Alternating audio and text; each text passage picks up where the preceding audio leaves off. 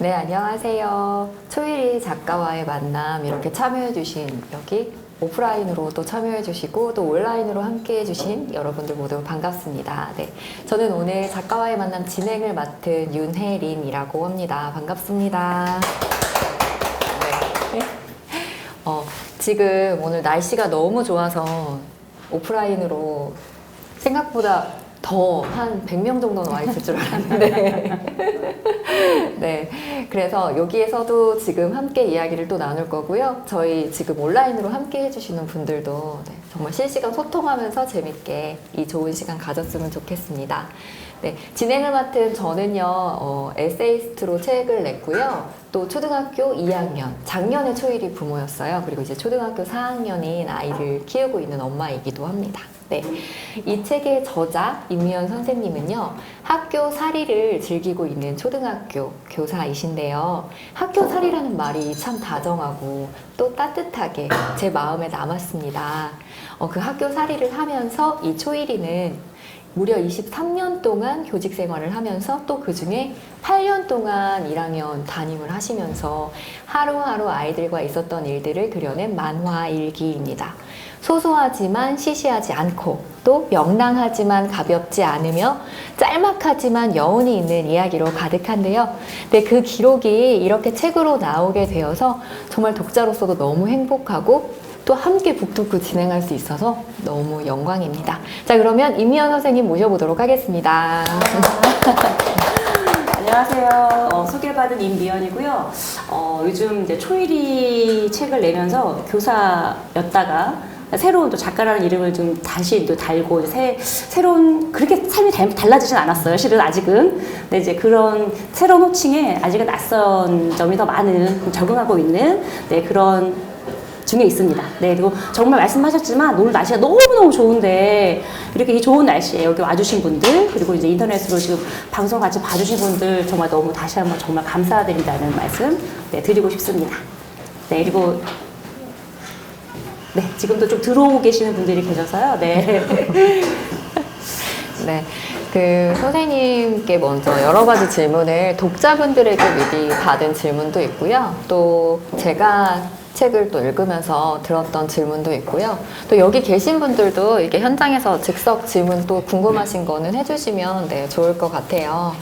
먼저 첫 번째 질문을 좀 드리고 싶은데 23년 교직 생활 동안에 1학년만 8번 담임을 하시고 또 다들 사실 좀 피하고 싶어하는 학년이기도 하는데 연달아 또 4년 동안이나 담임을 했다고 하셨어요. 그런 선택을 하신 특별한 이유가 혹시 좀 있으실까요?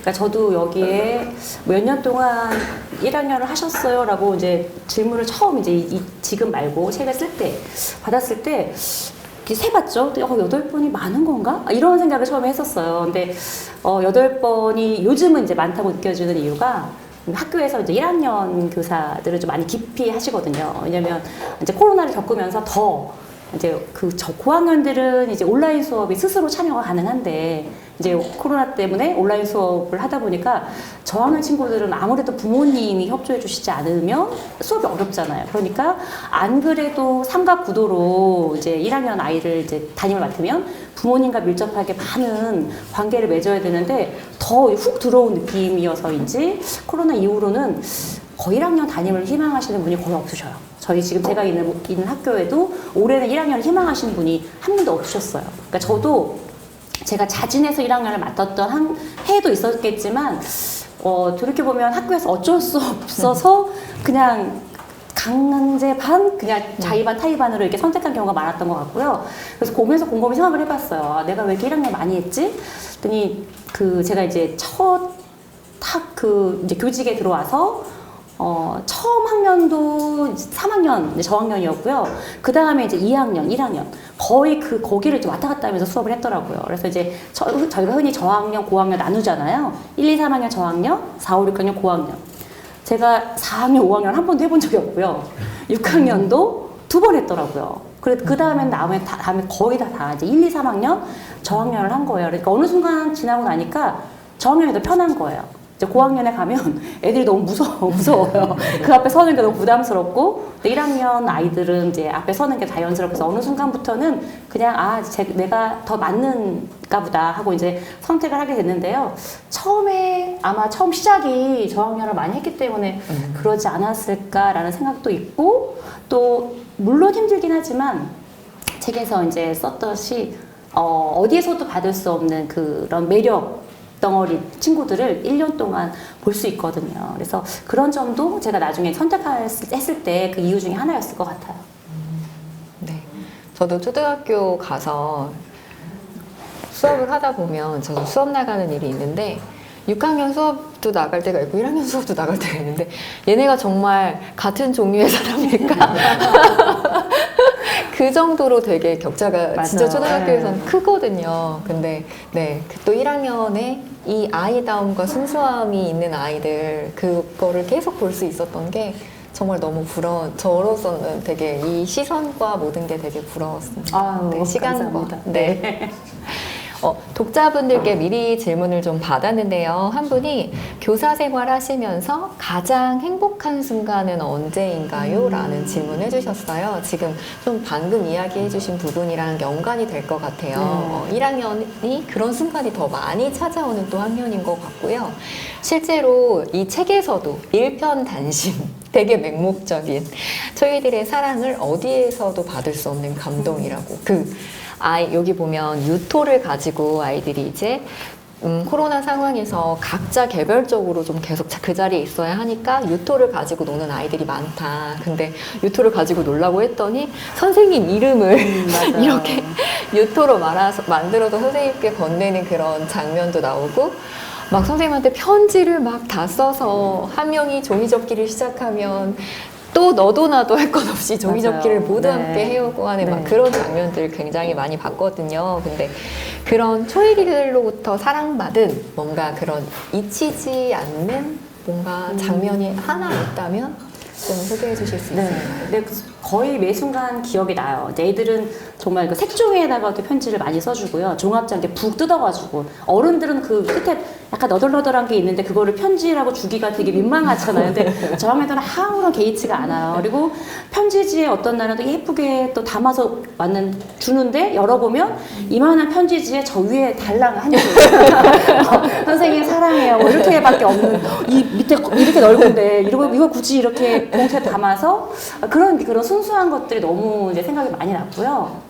이제 제가 책에도 여기 썼는데 정말 아마 제가 23년 동안 가장 크게 또 강적이다라고 이제 만났던 친구였었거든요. 이제 그 친구랑 계속 서로 적응되는 그런 시기를 지나고 어느 순간 그 이제 봄이면 이제 이렇게 꽃 관찰도 많이 하고 이제 떨어진 꽃으로 말렸다가 애들이랑 이제 꽃 작업도 많이 하는데 그날 이제 민들레온 씨가 없어가지고 없으니까 우리 그리자고 이제 그렸는데 그 몇 주 있다가 야영장 갔더니 민들 선생님이 없었다고 했던 민들 옷이 많았다. 그래서 휴지에 이제 꼬깃꼬깃 싸갖고 진짜 갖고 온 거예요. 근데 제가 그때는 정말 엄청난 정말 리액션을 했고 진짜 너무 고마웠어요. 물론 그 친구가 뭐 그리고 나서 그 말썽장이 짓을 안 했냐 그건 아니에요.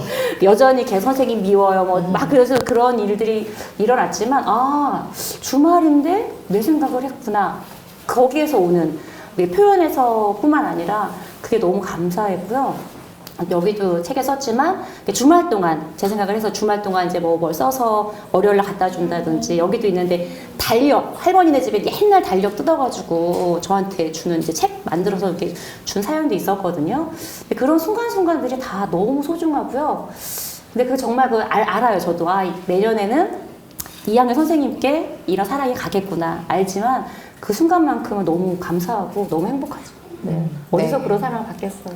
이 책에도 그 휴지에 민들레올 씨가 이렇게 있어서 있는 그 사진과 함께 이제 선생님이 그림 그려주셨거든요. 맞아요. 저도 그거 보면서 한참 지나고 받아서 훨씬 더 그 감동이 컸을 맞아요. 것 같아요. 네, 맞아요. 잊었는 줄 알았는데 날 기억해줬다는 네. 거, 그냥 이거 없어서 이렇게 선생님이 이것만 그렸어 했는데 그거를 그 아이가 그 마음속에 품고 있고 그게 맞아요. 정말 되게 아름답다. 그러니까 여기에도 앞에 민들레올 씨 얘기가 이제 나오고 네. 한참 있다가 그걸 받은 이야기가 또 나오잖아요. 맞아요. 네. 그러니까 저도 책을 읽으면서도 그 감동이 잊고 있었는데 독자로서 네. 한참 있다 다시 읽으면서 맞아요. 되게 진짜 좋다, 너무 부럽다. 그러니까요. 네. 제가 무슨 시나리오 작가처럼 구성하는 게 아니잖아요. 근데 그게 정말 현실에서 그게 이루어져요. 이렇게 했는데 며칠 있다가 혹은 한참 있다가 제가 한 말을 기억하고 툭 던져줬을 때 같이 막 아이들이랑 같이 감동하는 그런 순간들이 되게 많아요. 한 편의 드라마처럼. 지금 독자분이 또 남겨주신 질문 중에 임미연 선생님은 어떤 어린이였나요? 라는 질문이 있었어요. 근데 지금 얘기를 해주시니까 문득 어떤 어린이셨을까? 아이들은 이렇게 선생님한테 막 사랑 드리고 네. 막 하는데 선생님은 어떤 어린이셨나요? 저는 되게 수줍이 많았던 이제 초등학교 시절을 보냈고요. 좀 이제 그렇게 부유하지 않은 이제 가정이었기 때문에 저희 이제 어릴 때는 이제 이런 얘기도 해도 되지 막 이렇게 촌지도 있었고 어머님들이 열심히 학교에 참여하시는 그런 아이들이 조금 이렇게 좀 돋보이는 그런 시대였었거든요. 그래서 그렇게 튀지 않았던 것 같아요. 그냥 조용히 아마 선생님이 나를 기억할까 하는 선생님이 계실까라는 정도로 좀 그래서 아마 제가 더 이제 그런 친구들한테 되게 애틋한 감정이 되게 많은 것 같아요. 네, 질문을 해주셔야 되는데 제가 먼저 훅 치고 들어가면 그 선생님도 사람인데 예쁜 친구 혹은 이제 좀 마음에 들지 않는 친구가 있는지 좀 궁금해 하셨거든요. 솔직히 근데 저도 사람인데요. 예쁜 친구가 당연히 있죠. 근데 그런 이제 좀 주목받지 못한 친구들에게 솔직히 더 마음이 더 가는 것 같아요. 왜냐하면 제가 그런 경험을 했었기 때문에 그래서 좀 그런 친구들 많이 좀 보듬으려고 했고 제가 이제 여기 이제 저희 아빠가 혼자 키우는 아이의 머리를 매일 제가 아침에 이제 묶어줬던 그 사연이 있었거든요. 근데 정말 그 아이도 되게 말이 없었어요. 근데 맨날 머리를 이렇게 너무 풀어헤치고 오는데 이제 날씨가 더워지니까 막 땀도 나고 너무 더워 보여요. 그게 너무 이제 부수수해 보이고. 그리고 그 친구도 돌봄을 하기 때문에 저녁까지 학교에 있는데 그 채로 있는 게 제가 너무 보기에 너무 이제 안쓰러운 거예요. 그래서 저도 이제 핀을 준비하고 친구 보니까 집에 핀이 많대요. 이제 아빠가 예쁜 핀을 많이 사줬는데 아빠가 묶어줄 수가 없으니까 핀만 잔뜩 있더라고요. 그래서 이제 그거를 매일 갖고 오라 그랬어요. 그리고 그 대신 이제 일찍 오라고 해서 아이들 없을 때 이제 저도 이제 열심히 이제 인형놀이 하듯이 머리 저희 딸은 못 묶어줬거든요. 그렇게 단발로 그냥 아니면 하늘에 딱 묶고 그래서 그렇게 했을 때 한 아이가 불쑥 1학년 아이들인데 불쑥불쑥 이제 생각하는 게 막 튀어나오거든요. 야 니네 엄마 머리 너무 잘한다. 어느 날 그러는 거예요. 근데 진짜 정말 둘이 다 눈이 마주치고 그냥 웃고 넘어갔던 일이 있었는데요. 그래서 이제 그런 아이들이 더 애틋하고 그리고 좀 예쁜 친구들은 뭐랄까, 1학년인데도 되게 유연한 아이들이 있어요. 그 상황에 너무 예민하지 않고, 이래도 괜찮고, 저래도 괜찮고, 그래서 뭔가를 잘하고 특출나게 튀어서 예쁜 게 아니라 그런 순간순간에 아이들을 대하는 모습. 근데 그런 아이들이 저만 예쁜 게 아니고요. 친구들도 그 아이들을 되게 좋아해요. 그리고 인정해줘요. 그래서 초등학교 때는 이제 그런 것도 많이 하거든요. 뭐 친구 칭찬하기 활동이라든지, 뭐 친구에게 뭐 상장 주기 이런 거 많이 해요. 그러면 그 친구들이 내가 친한 친구 아닌데도 의외로 되게 칭찬도 많이 받고 상장을 많이 받아요. 그래서 그런 거 보면서 사람의 눈은 다 똑같구나. 저도 사람이고 초일이들도 사람이구나. 근데 그런 걸 느낄 때가 있습니다. 네, 저도 궁금했어요. 네. 선생님들은 공평하게 사랑하셔야 되는데 네, 맞아요. 마음 안에서 그런 것들을 어떻게 하실지. 그리고 실제로 이 책에도 그래서 아이의 이렇게 한 4가지 정도 사진 찍어서 네, 맞아요. 올려놓으셨던 것 같아요. 정말 전 미용실 다녀온 줄 알았어요. 막 디스코 머리를 막 이렇게 해주시고 막 색깔 끈으로 묶어놓고 그래서 정말 너무 좋다 그런 생각을 했고요. 그러면 좀 이거에 이어서 또 궁금한 부분이 있었어요. 어떤 독자분이 이런 이야기도 해주셨어요. 1학년도 뭔가 아이들 사이에서 배척당하는 아이가 있는지, 그럼 그런 아이들의 특징이 좀 뭔지에 대한 이야기도 해주셨고요. 요즘에도 왕따가 있냐 이런. 근데 선생님도 여기 책에 그 부분을 써주셨잖아요. 네. 감정 조절이 어려운 아이들이 꽤 많다. 근데 그게 너무 안타깝게 점점 늘고 있는 것 같다. 그래서 지금 저희 현실만 진짜 봐도 오은영의 금쪽 상담소 같은 그런 텔레비전 프로그램이 굉장히 인기 얻고 있고 정말 현실을 반영하고 있는 모습도 있고 그런 것들을 보면 뭔가 아이들의 마음, 요즘 교실의 환경 이런 것들에 대해서 좀 생각을 하는데요. 그런 담임 선생님으로서 아이들을 그렇게 대할 때 좀 어려운 점, 좀 감정적으로 좀 뭐 과다하게 뭔가를 표출을 한다던가 아이들 사이에 뭔가 섞이지 못한다던가 하는 그런 아이들을 대할 때 좀 어려운 점과 그 대처법이 있다면 좀 알려주셨으면 좋겠어요. 어렵죠. 이게 별것도 아닌데 정말 줄 서라고 했는데 거기서부터 좀 화가 나는 거예요.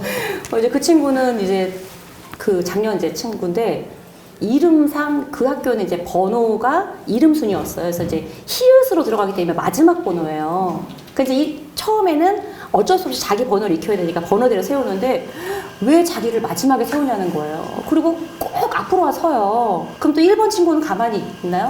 가만히 안 있어요. 선생님 얘 자꾸 새치기 해요. 뭐 내 자리 뺏어요. 그러면 금방 이게 싸움으로. 근데 이 친구는 왜 나는 마지막에 가냐고 막 정말 근데 그런 되게 사소한 거, 그냥 정말 문제가 있어서가 아니라 그런 순간순간 사소한 거에 화를 잘 내거나 이거를 잘 이렇게 제어를 못하는 친구들이 늘어나는 거예요. 그리고 그 친구가 한번 화가 나면 정말 터진다 그러죠. 그리고 막 소리를 막 지르고 근데 그럴 때 저도 막 같이 이렇게 소식이 올라오죠. 너무 당황스럽고 진땀 나고 그리고 이제 가장 당황한 순간은 제가 이제 그 아이를 이렇게 잘 맞춰주지 않을 때, 나 집에 갈 거야! 이러고 가방을 들고, 저 복도로 나가는 거예요. 그러면 정말 나가면 안 되거든요. 그 애들 놔두고 걔를 또 쫓아와서 막 찾으러 다닐 수도 없고, 일단은 잡고, 작년에는 그랬어. 야, 너 이거 학교에 들어올 때 들어와도 나갈 때는 교장 선생님 허락받고 나가야 돼. 지금 못 나가. 쉬는 시간에 교장 선생님 허락받고, 그때 갈 수 있는지 여쭤보고 가자. 그랬더니 그 친구가 씩씩거리면서 자리에 안 앉고 벽을 보고 이제 가부좌 털듯이 앉아가지고 1시간 동안 그렇게 씩씩거리고 있더라고요. 근데 너무 웃긴 게 그리고 놔뒀어요. 놔뒀더니 너무 아무렇지도 않게 그날 저희가 뭐 만들기를 했거든요. 근데 어느 순간 슬금슬금 와가지고 저한테 그거 이렇게 뭐 도와달라고 벌써 옆에 와 있는 거예요. 그래서 화가 풀렸구나. 그래서 저도 그냥 그런 아무렇지 않게 대하면서 아이들한테는 이렇게 많이 얘기해요. 이게 어떤 친구는 화가 이렇게 조금 나도 참을 수 있는 친구가 있고 요만큼 났는데 금방 화가 이제 나오는 친구들도 있어. 이제 그거는 우리가 다 다른 거라는 거를 1학년이지만 이제 많이 강조해서 이야기를 하는 편이고요. 근데 그게 이제 어머님들은 그게 이제 너무 좀 조심스러운 게 이제 그런 친구들이 생겼을 때 어머님들이 이제 그런 얘기를 해요. 그러니까 다 이제 다른 친구들 탓을 얘기해요. 누구 때문에 우리 애가 화가 났다. 뭐 누구 때문에 학교 가기 싫다더라. 그러니까 이제 그렇게 되면 물론 다른 아이들 잘못들도 있겠지만 아이를 먼저 한번 봐주셔야 되는데 우리 아이가 어떤 솔직히 이제 문제가 있는지 이제 문제라고 하긴 좀 미안하지만 이제 커가는 과정이니까요. 그래서 이제 객관적으로 보고 같이 이해를 해주셔야 되는데 우리 아이가 막 피해볼 것 같아서 저는 지금 현재로서는 지금 교감이거든요. 그럼 이제 민원 전화를 이제 자주 받아요. 이제 저희 학교 감사하게도 이렇게 많지는 않으신데요. 이제 그렇게 보면 약간 이제 피해 의식이 있으신 분들이 좀 많으시더라고요. 그래서 우리 아이 잘못이 없고 다 선생님 탓이고 다른 아이들 탓이고 그래서 그런 걸 볼 때 참 너무 안타까운데요. 이거 제가 이제 그 딱 2번밖에 안 했던 6학년 중에 한 해였는데 그 아이가 1학년 때부터 약간 꼬리표를 달고 올라왔나 봐요. 그래서 이제 그때는 6개의 반이 있었던 이제 그 시절이었는데 그때는 반을 이렇게 제비뽑기를 했어요. 어차피 애들이 이제 가나다로 이제 반이 나갔고 근데 동학년 선생님 중에 젊으신 선생님인데 그 명단 딱 붙어봤자마자 나 얘는 못해요 제가. 그래서 딱 보니까 왜 누구 때문에 그러는데 했더니 이제 한 아이를 짚는 거예요. 이 아이 때문에 못한다고. 그래서 그럼 내가 할게. 그리고 이제 반을 제가 그 아이를 받았어요. 그리고 얘기 들어보니까 정말 이제 장난이 아닌 거예요. 이제 많이 쌓여서 올라왔어요. 그리고 이제 그 아이를 바라보는 그 주변 친구들도 짝은 물론 하고 싶지 않거든요. 같은 모듬도 하면 안 되고 주변에 가까이 있는 것조차 싫은 거예요. 걔가 말 시키는 것조차도 싫대요. 그러니까 존재 자체가 싫은 거예요. 다른 반이었으면 좋겠대요. 그래서 와 이거는 1학년은 어떻게 그래도 9월 삶을 수가 있거든요.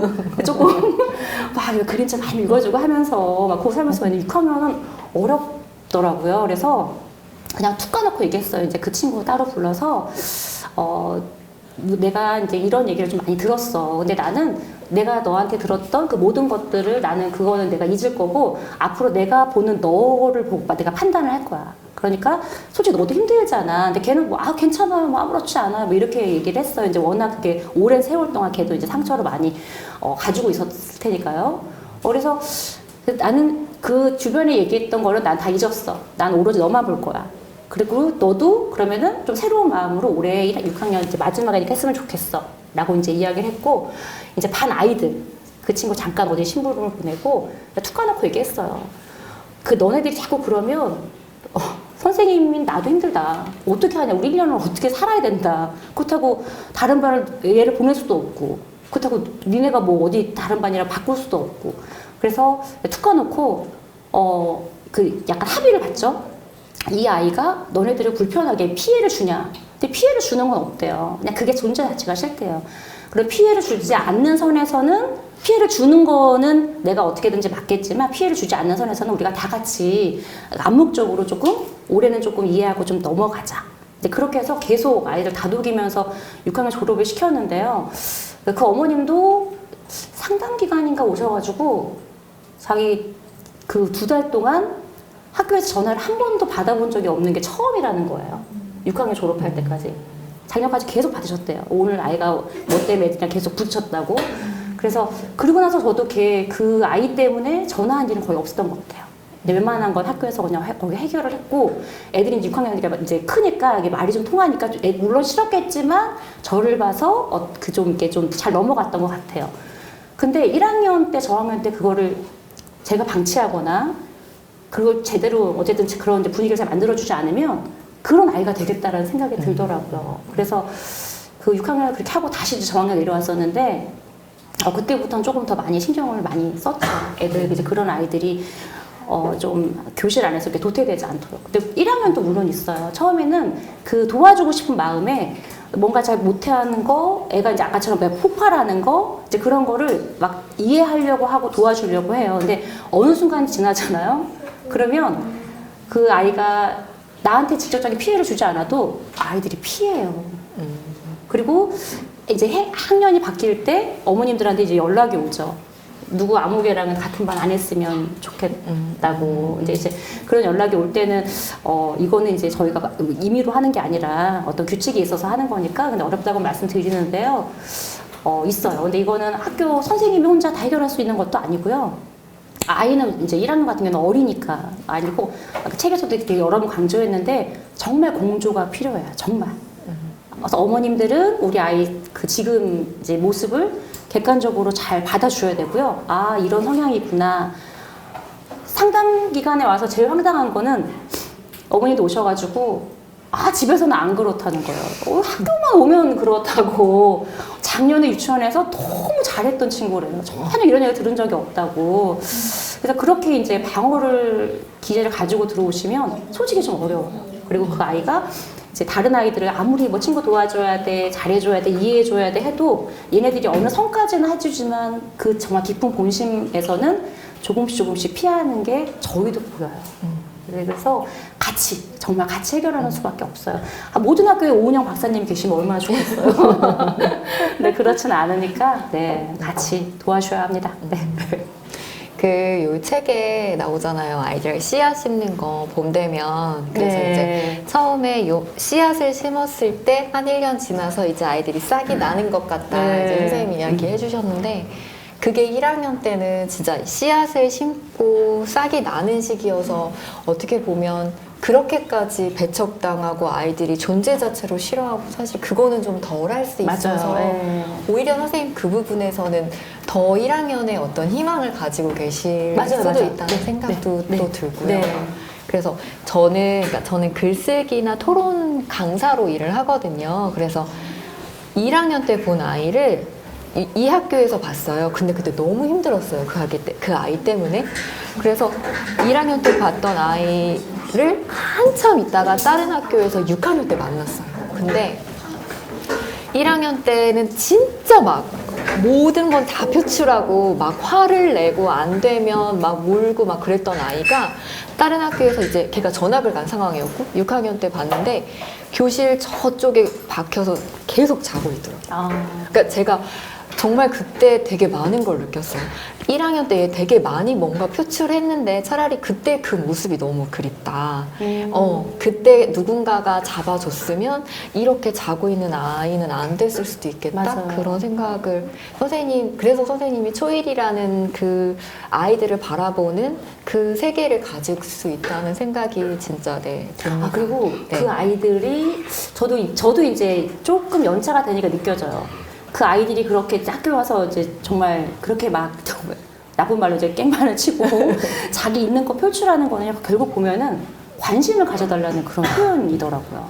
그러니까 가정에서 어쨌든 가정에서 충분하게 사랑을 받고 온 아이들은요 되게 안정적이에요. 저희가 봐도 되게 안정적이고 학교 생활에 큰 무리가 없어요. 제가 뭐 어떻게 도와주지 않아도 너무너무 적응을 잘해요. 교우 관계도 너무 좋아요. 그런데 그렇지 않고 이제 근데 그것도 부모님들도 저도 이제 부모였으니까 느껴지는 게 부모가 줄 수 있는 사랑은 요만큼이에요. 근데 아이는 어떤 아이는 요만큼만 줘도 너무 풍족하게 사랑을 받았다고 느껴요. 그럼 너무 감사한 건데 어떤 아이는 이만큼을 줘야지 나는 사랑을 받았다고 느끼면 늘 사랑이 부족한 채로 오는 거예요. 그럼 학교에 와서 가만히 보면 저한테 관심을 갖고 싶으니까 아이들한테 어떤 관심을 받고 그러니까 반응 자체를 아이들은 이제 관심이라고 여기니까요. 그러니까 더 그렇게 그리고 어떻게 표현해야 되는지 모르니까 이제 붙잡아 놓고 물어보거든요. 너 왜 그랬어? 이렇게 물어보면은 결국은 물어보면 친해지고 싶어서 였다는 대답이 되게 많아요. 그래서 그게 너무 안타까워요. 아까처럼 이제 마음이 짠한 게 그 뭐 어떤 생활 환경이라든지 이런 거에서 짠함도 있지만 요즘 그런 아이들 보통 이제 요즘은 이제 형제들도 많지 않고 그렇게 키우고 부모님들이 분명히 많이 사랑해 주신다고 저희도 그렇게 보이는데 학교에서 저희도 이제 궁금한 거예요. 이 아이들이 왜 이걸 부족하다고 느낄까? 그 이유가 뭘까? 같이 좀 찾아봐야 될 것 같아요. 네. 지금 이야기하는 중에 좀 나온 부분인데요. 학부모 상담 기간이거든요. 저 지난주에 상담 다녀왔습니다. 저희 초등학교 2학년 아들이 있는데 진단 평가를 받더라고요. 근데 저는 저희 아이가 그런 점수를 맞을 거라고 생각을 못했어요. 20개의 국어 중에 10개를 맞아서 선생님이 너무 근데 어머님이 작가라고 들었는데 국어를 20개 중에 10개만 맞았어요 이러면서 보여주시는데 뭐라고 할 말이 없었어요. 그래서 지금 이제 상담에 대한 질문 해주신 독자분들도 좀 있거든요. 그래서 지금 3월 달이면 막 사실 선생님도 아이 파악이 많이 맞아요. 되진 않고 엄마도 사실 조금 더 뭔가 적응을 해나가고 있는 중인데 되게 긴장되거든요. 근데 그 여러 가지 상담 유형에 대해서 또 얘기해 주시고 상담이 주고받기 놀이다라고 이렇게 학부모와 함께 표현을 해 주셨는데 뭔가 이 부모님이랑 내가 이야기를 나눴는데 진짜 참 좋았다. 내가 이렇게 이야기했고 서로 또 이런 이야기 해주시고 했을 때 참 좋았다라는 그런 상담의 장면으로 기억 남는 게 있으시면 좀 얘기를 부탁드립니다. 네. 상담에 실제로 어머님이 오시잖아요. 그래서 한 5분만 얘기 나눠보면 우리 초일이가 왜 그런 행동을 했을까가 다 이해가 거의 돼요.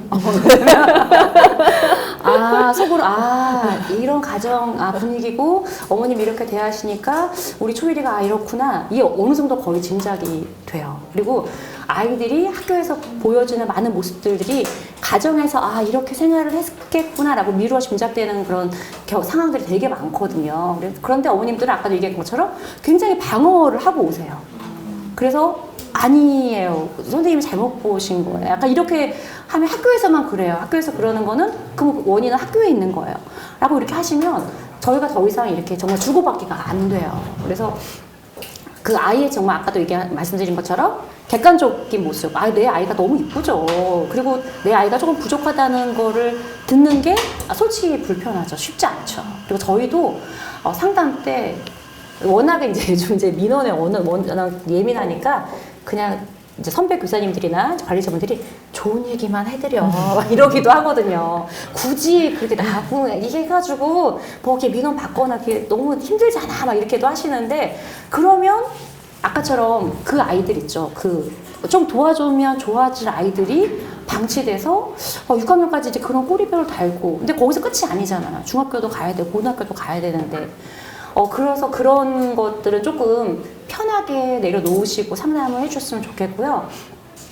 그리고 이제 아까 말씀드린 것처럼 이 아이들이 이제 6년을 바라보셔야 돼요. 그날 지금 당장 내 눈앞에 닥친 거 요거 잠깐 모면하려고 얘기 안 해주시거나 그냥 아니라고 덮어주시면 저희가 결코 학교에서 도와드릴 수가 없어요. 그래서 전 되게 조심스러운데 좀 심한 친구들은 이제 저는 이제 그 동생이나 이제 이런 이제 가까운 사람들은 저한테 이제 물어보면 저는 그냥 톡 까놓고 얘기하거든요. 그냥 이렇게 심리 검사 한번 받아보는 걸 난 적극 추천해. 왜냐면 그게 그래서 너무 좋은 거라고 다행이지만 그게 아니라 지금 내가 도와줄 수 있는 내가 눈에 보이지 않고 학교에서도 미처 발견 못했는데 도와줄 수 있는 부분이 누군가로부터 이제 내가 받을 수 있다면 너무 감사한 거 아니야? 그래서 지금부터 같이 도와주는 게 좋겠다고 그렇게 말씀을 드리고 싶고요. 아까 이제 기억에 난 장면 뭐 여러 가지 장면들이 있겠지만 그 아이는 근데 솔직히 아이는 문제는 없었어요. 근데 아이가 불쑥불쑥 이렇게 이제 그 이혼 가정이었던 거예요. 근데 그걸 어떤 아이들이 굉장히 숨기는데 저학년이니까 어떤 아이들이 그냥 막 대놓고 얘기해요. 갑자기 수업하다 말고 뭐 엄마 아빠 얘기하는데 근데 선생님 우리 엄마 아빠 이혼했어요. 아 그래? 그러면서요. 막 그런 그 애들이 뭐 이혼이 뭐예요? 막 이렇게 되면서 그래서 근데 그 아이는 내가 너에 대해서 좀 알아주기를 원해서 지금 이렇게 얘기를 하는 거구나. 그리고 이제 그 아이는 얘기해주고 따로 이제 부모님이랑 얘기해서 이렇게 좀 상담은 아니지만 이제 정말 그때는 그냥 어떻게 볼까 여자 대 여자 아니면 엄마 대 엄마 이렇게 그냥 툭 까놓고 얘기를 하는 경우들도 있거든요. 그러면 훨씬 편해지고요. 그리고 이제 어머님이 이제 아이에게 이제 야 너네 선생님 좋더라 이렇게 한마디 해줄 수 있잖아요. 선생님이랑 이제 신나게 얘기하고 그러면 아이가 저를 바라보는 눈빛이 달라져요. 그래서 당부드리고 싶은 거는 선생님이 어떻게 다 마음에 들겠어요. 저희 학부모님들 저를 다 좋아하셨겠습니까? 아닐 수도 있습니다. 저도 교사의 자질이 있나요? 이런 얘기들도 저도 들었고요. 근데 아이 앞에서는 제발 선생님에 대한 안 좋은 얘기는 재수 안 해줬으면 좋겠어요. 그냥 부부가 잠자리 누워서 신나게 욕을 하셔도 괜찮은데 그걸 아이가 듣잖아요. 그러면 학교 왔을 때 담임 선생님을 바라보는 그런 눈빛이 좀 달라요. 그리고 약간 선생님을 약간 뭐라 그럴까 좀 약간 무시한다고 해야 되나? 그래서 결코 좋지 않아요. 그래서 학교에 대해서는 뭐 다 마음에 들지 않으시더라도 이제 좋게 좀 얘기를 해주시고 아이가 조금 어려운 점이 있을 때 같이 어떻게 해결하면 좋을까 같이 얘기해 주시고 이제 그렇게 조금 긍정적인 눈으로 바라봐 주시면 너무 좋을 것 같습니다. 네. 좋은 답변 감사합니다. 저도 2학기 상담 때 더 진솔한 모습으로 상담 기간을 맞아보도록 하겠습니다. 네. 학교에서 그러니까 우리가 학교에 그냥 공부하러 다닌다고 생각하는데 그러니까 선생님 말씀 들어보고 또 이 책을 읽으면서 학교는 공부하러만 다니는 곳은 아니구나. 그 생각이 되게 많이 들었어요. 그래서 그러니까 제가 최근에 아이들이랑 그 유은실 작가님의 나도 편식할 거야라는 책을 읽었거든요. 근데 거기에 그런 부분이 나왔어요. 아이가 밥을 굉장히 잘 먹는 아이가 있어서 그 담임 선생님이 밥을 잘 먹어도 스티커를 주시고 받아쓰기를 잘해도 스티커를 주시는 그 장면에서 어떤 애가 문제를 제기한 거예요.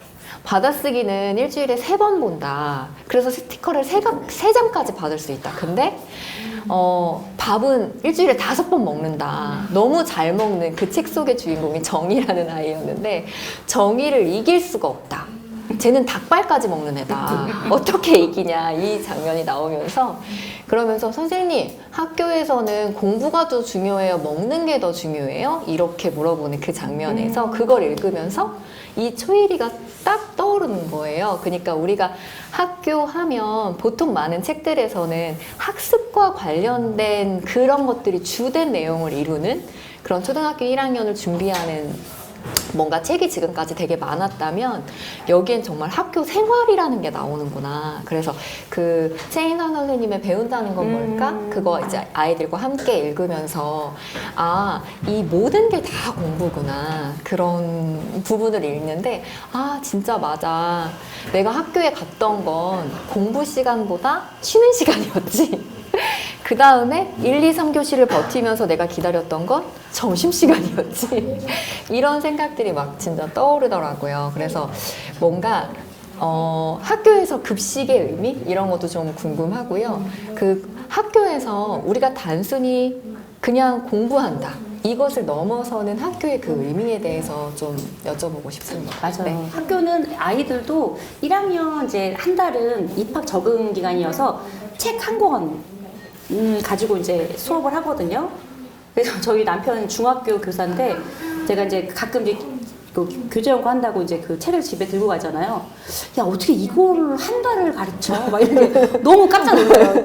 국어 교과서도 솔직히 글자 몇 개 없잖아요. 야, 이거를 어떻게 한 학기 동안 가르쳐? 한 시간이면 끝나겠는데 이러거든요. 그래서 이제 아이들도 이제 3월에 오면 공부 언제 해요? 물어봐요. 받아쓰기 언제부터 봐요? 이제 요즘은 이제 유치원 아닌데 어린이집에서 받아쓰기를 먼저 하거나 이렇게 쓰기를 학습을 조금 많이 시키는 데도 있으시더라고요. 그래서 이미 했는데 나 이만큼 잘할 수 있는데 왜 공부는 언제 하는지 물어보거든요.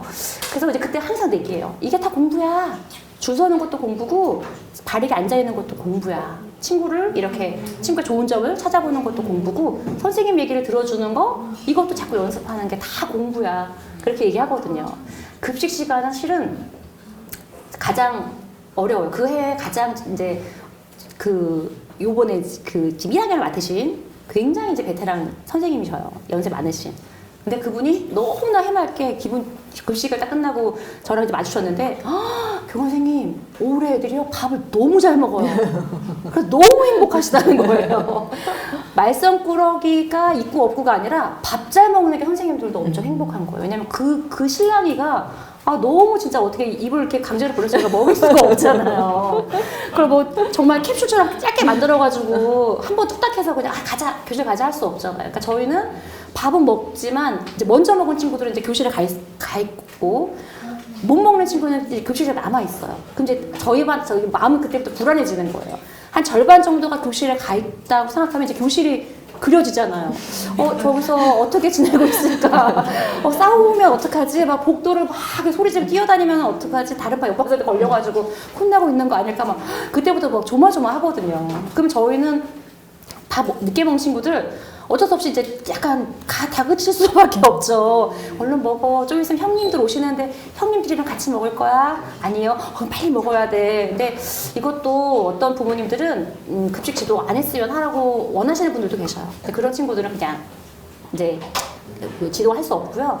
이제 웬만하면 저는 이제 약간 아이를 키워봤고 하니까 이제 웬만하면 먹으려고 하거든요. 그래서 여기도 썼는데 정말 5만 가지 저만의 어떤 기법들, 뭐 아프리카 친구 얘기들도 보여주고, 그다음에 환경이 아픈 지구가 아픈 얘기도 보여주고, 뭐 5대 영양소, 요즘 6대 영양소 물까지 해서 얘기하더라고요. 그 영양소 얘기도 해주고, 그래서 매일 꼬셔가지고 이제 데려가서 이제 그 급식을 먹는데요. 1년 동안 거의 급식 시간은 전쟁이긴 하죠. 근데 이제 점점 먹는 것도 아이들이 이제 좋아지면 그리고 그 배운다는 게 제가 먹여서가 아니라 제가 막 5만 가지 막 그렇게 막 아이들을 현혹하는 말로 애들을 밥을 먹게 하는 거 솔직히 그 성공률은 좀 적고요. 이제 친구들 보면서 배우는 거예요. 제가 이제 너무 매운 거 잘 먹어요. 그러면은 나는 사실 김치 뭐 1도 못 먹는 애가 친구 보고 한번 먹어보고, 그리고 친구들이 막 또 얘기해요. 왜 그렇게 스티커 잘 받은 애들은 야 맛있어 먹어봐 막 그렇게 얘기하는 애들도 분명히 있을 거란 말이에요. 그러면 친구들 보고 한번 먹어보고, 그러니까 친구라는 그 관계가 그 아까 뭐 사회성 얘기도 말씀드렸지만 밥 먹을 때도 되게 학교 전반적인 생활에서 되게 중요한 역할을 하는 것 같아요. 교사보다도 어쩔 때는 더 친구들이. 네, 그래서 급식 시간도 역시 네, 배우는 시간 맞습니다. 네. 아이들이 다른 거는 몰라도 진짜 급식 식단표는 정말 챙기거든요. 그래서 이제 주머니 학교 가는 가방 이렇게 주머니 한 구석에 식단표 항상 맞아요. 보고 오늘 뭔지 그리고 여기도 나오잖아요. 네. 아이들이 수요일 날 지방 선거일이어서 네. 되게 아쉬워하면서 맛있는 거 나오는 맞아요. 날인데 수요일 날. 네. 그런 부분 보면서 저 어렸을 때도 또 생각이 나고 아이들을 또 대하는 선생님의 입장도 생각이 나고 그리고 또 엄마로서 되게 그것도 어렵더라고요. 만약에 밤 늦게 먹는 아이를 둔 엄마로서 나는 얘를 어떻게 또 해야 될까 막 그리고 저희 아이는 토마토를 진짜 싫어하거든요. 냄새도 맡기 싫어하는데 그런 것들을 어떻게 막 해야 될까 뭔가 근데 그것이 그냥 하나의 이 아이가 다 배우는 과정이라는 네, 그런 생각을 또 조금 마음이 편해지는 거 네, 같기도 해요. 그래서 이 책의 마지막 장이 이제 코로나 시기에 여러 가지 이야기들이 또 담겨 있거든요. 그래서 코로나 시기에 저희가 지금 생각하면 아직도 마스크 쓰고 있기는 하지만 2020년도에 이제 코로나 키즈 저희 아이가 지금 올해 4학년인데 4학년 된 아이가 그때 3월 달에 입학이 3번 연기가 됐죠. 그리고 지금까지도 아이들이 마스크를 벗는 거를 오히려 어색해 하더라고요. 지금 벗을 수 있는 상황인데도 사실 벗지 않고 그렇게 지내고 있고 정말 코로나 이후에 학교가 달라질 거다? 사실 이런 이야기를 하는 사람도 많고 그러니까 1인 1디바이스 스마트 교실 시대 뭐 이제 선생님도 AI가 대체할 수 있다 막 이런 이야기도 하고요. 그래서 미래 사회에는 교사라는 직업이 사라질 수도 있다 막 이런 전망까지 나오고 근데 저는 이 책을 읽으면서 그러지 않겠다라는 생각이 좀 들었고요. 실제로 아이들이랑 이런 이야기를 해봤었어요. 얘들아 너희는 AI가 만약에 선생님이면 어떨 것 같아? 그런 게 가능할 것 같아? 그랬더니 제가 물어본 아이 중에 정말 극소수 빼고 나머지가 다 자기는 교실에는 선생님이 있어야 되고 그 대체될 수 없다라는 거에 대한 되게 논리적인 이유를 되게 많이 이야기를 하더라고요. 그래서 뭔가 이 이후의 교육, 코로나 이후의 교육으로 그래도 달라진 것이 있을 거고 달라진 것들 근데 또 달라지지 않은 것들 앞으로도 이건 달라지지 않고 계속 갈 것이다. 그 두 가지에 대한 이야기를 좀 여쭤보고 싶습니다. 정말 그 코로나 키즈 얘기하셨는데요. 저도 그 코로나 때 1학년이었거든요. 입학을 시켜야 되는데 애들이 안 오는 거예요. 그래서 그때 진짜 애들이 와야 봄이 시작되는 거구나를 정말 절실히 느꼈고요. 그 1년을 지나면서 그때 이거는 교사의 생활은 농사 짓는 거랑 똑같구나. 왜 그 벼가 농부의 발소리를 매일 들어야 잘한다고 하는 것처럼 아이들은 결국 매일 학교에 와야지 잘하는 거구나를 정말 아주 진짜 절실하게 깨달았거든요. 그래서 지금 코로나 키즈 아이들은 실은 1학년 다음으로 이제 기피 학년입니다. 그거 정말 너무 희한하게 그때 온라인도 했고 오히려 집에서 되게 살뜰하게 잘 또 봐주셨는데도 불구하고 학교에 금방 적응할 줄 알았어요. 이제 2학년 되고 등교일이 이제 많이 늘어나면서 근데 여전히 학교에서도 저 학년은 코로나 키즈 이렇게 불리거든요.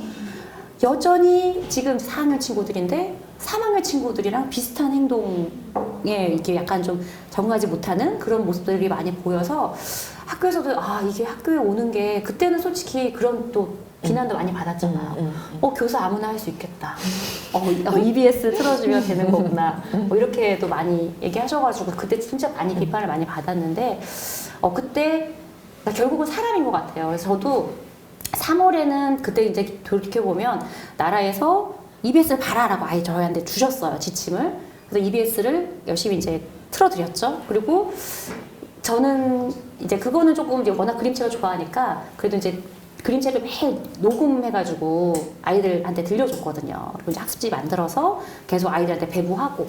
그래서 그렇게 이제 조금 저라는 거를 조금 이제 보여주고 싶었는데 한 어머님이 그래도 이제 계속 이제 어머님이랑 통화는 하죠. 저희 이제 민원 상담인처럼 네네 어머님 이제 도대체 어머님 소리도 몇 번이나 하는 거야 이러면서 그때는 정말 많이 했죠. 왜냐면 학교에 아이들이 일단 오면 어머님이랑 통화할 일이 아이가 무슨 일이 생기기 전에는 별로 없거든요. 근데 그날은 거의 매일 전화통화를 붙들고 살았어야 돼서 오늘 봤어요. 오늘 뭐 어제 올려진 거 봤나요? 특별한 문제는 없었나요? 뭐 계속.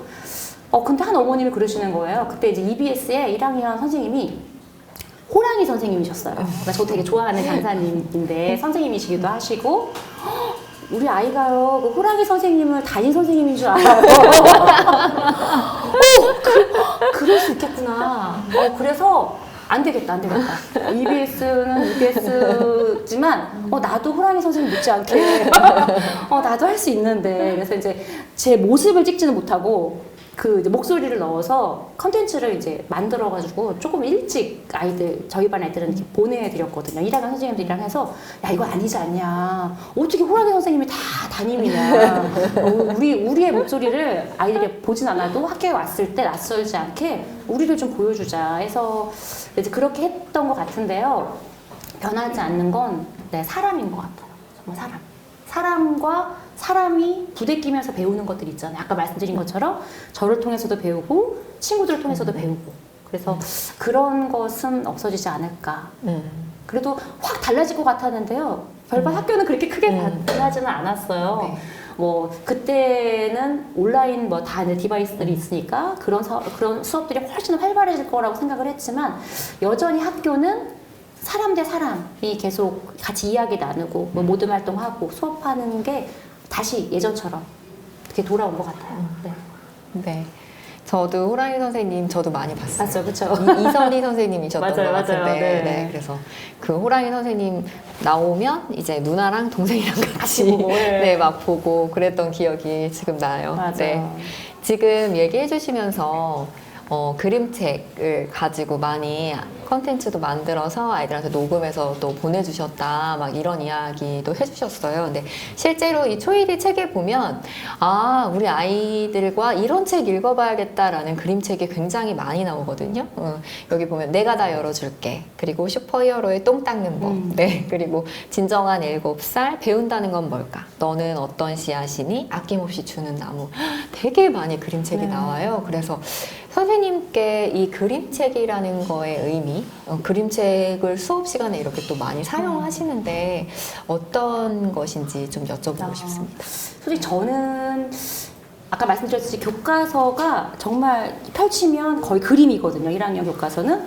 이거 어떻게 가르치라는 거지? 약간 이렇게 좀 막막할 수가 있는데 그림책이 없으면 솔직히 저는 좀 수업이 너무 어렵다고 느껴질 정도로 그래서 거의 매일 그림책을 아이들이랑 봤고요. 그 생활 지도할 때도 그림책으로 하고 뭐 수업 시간에도 그림책 많이 활용을 했어요. 그래서 거의 매일 거의 그림책과 같이 생활했다고 해도 과언이 아니고요.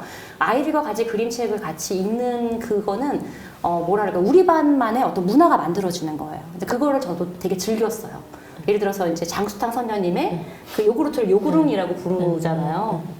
그럼 이제 급식 시간에 이제 저희들끼리 야 요구릉 나와 요구릉 뭐 해서 요구릉 다 먹었어? 막 이렇게 저희 반끼리 이제 알 수 있는 물론 다른 반도 그림책을 읽었겠지만 그걸 계속 사용하는 거죠. 그리고 이제 애들은 친구들이 늦게 오고 안 오는 거에 너무 친하지 않아도 굉장히 이렇게 빈자리가 생기면 쟤 왜 안 와요? 어디 갔어요? 뭐 언제 와요? 뭐 계속 물어보거든요. 그래서 그날도 어머님한테 이제 좀 늦잠을 잤대요. 그래서 이제 아이가 너무 이제 그걸 되게 창피한 아이들이 있어요. 그러니까 당당하지 않고 늦잠 잔 게 이제 약간 죄책감이 있었나 보죠. 그래서 너무 좀 쭈뼛거리다가 울다가 갔다고. 그래서 이제 정말 쭈뼛쭈뼛 교실 문을 들어왔더니 애들이 야 너 왜 지금 와? 막 이러는 거예요. 걔는 이미 되게 상심한 상태로 학교로 왔는데 뒷문이 열리는 순간 애들이 막 다 쳐다보면서 너 왜 지금 와? 막 이러니까 우는 거예요. 그래서 근데 그 지갑대장 존을 이제 읽었던 경험이 있었거든요.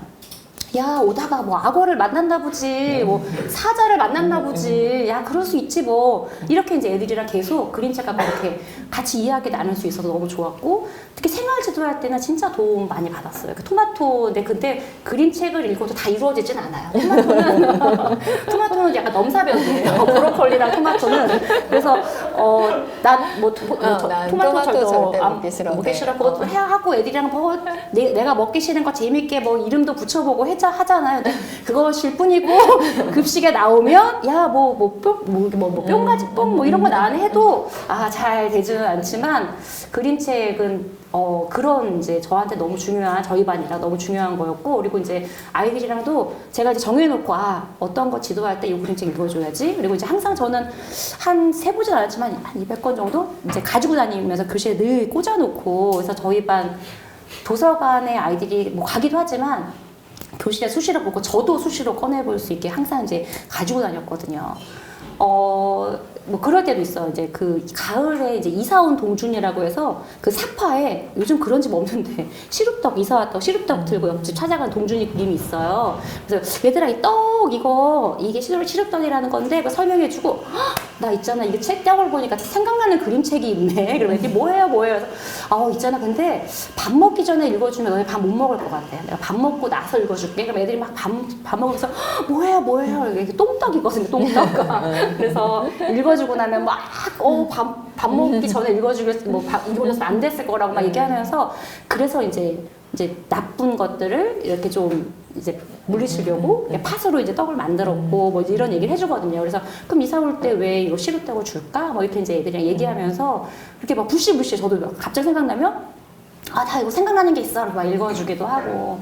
그럼 이제 애들이 그 그림책이 하나의 어떤 그 문화가 됐어요. 저도 그 백희나 작가님의 나는 계다를 나왔다는 거 들었어요. 사놓고 이제 장바구니에 담아놓고 결제를 미처 못하고 이제 사서 읽어줘야지 하고 있었는데 제가 이제 그림책 읽어주는 게 생활지도도 읽어주고 수업 시간에도 읽어주지만 이제 그 꼬리물기 제가 그림책이라 해서 한번 작가 시리즈 쫙 읽어주거든요.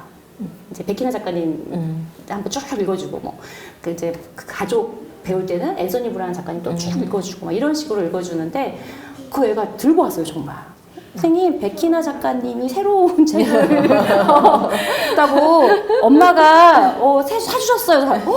와, 너무너무 감사하다고 해서 같이 읽어주고 사서 다시 이제 교실에 꽂아주고 했거든요. 그러니까 그런 문화를 1년 동안 같이 누리는 거예요. 그러니까 그게 너무 저는 개인적으로 너무 좋고 그 왜 인사이드 아웃에 이제 그 아이들이 그 뇌 안에 있잖아요. 감정 컨트롤 안에 그 왜 가지들이 이렇게 뻗어 있었잖아요. 그 섬들이 있었잖아요. 이제 그게 사춘기가 되면서 무너지고 새로운 섬이 만들어지긴 했는데 그 가지들을 만드는 그 아이들의 상상력도 키워주고 그 안에서 어떤 배울 점도 있고 그 가지들의 역할을 하는 게 아이들에게는 그림책이 아닐까라는 생각을 했어요. 그래서 많이 읽어주셨으면 좋겠어요. 네. 그림책 전문 출판사 이야기꽃이 아주 흡족해 말만. 네, 저희 이야기꽃에서 나온 많은 그림책들 더 많이 사랑해 주시고요. 그러니까요. 네, 너무 네. 좋은 그림책 많습니다. 네, 맞아요. 처음에 그래서 이 출판사와의 인연도 이 이야기꽃에 있는 네. 출판사에서 출간한 책 맞아. 선생님이 수업하시면서 네. 또 됐다고. 맞아요. 네, 그것도 생각이 나네요. 얘기해도 되죠? 이거 출판사에서 그 이벤트를 되게 좋은 이벤트를 많이 하세요.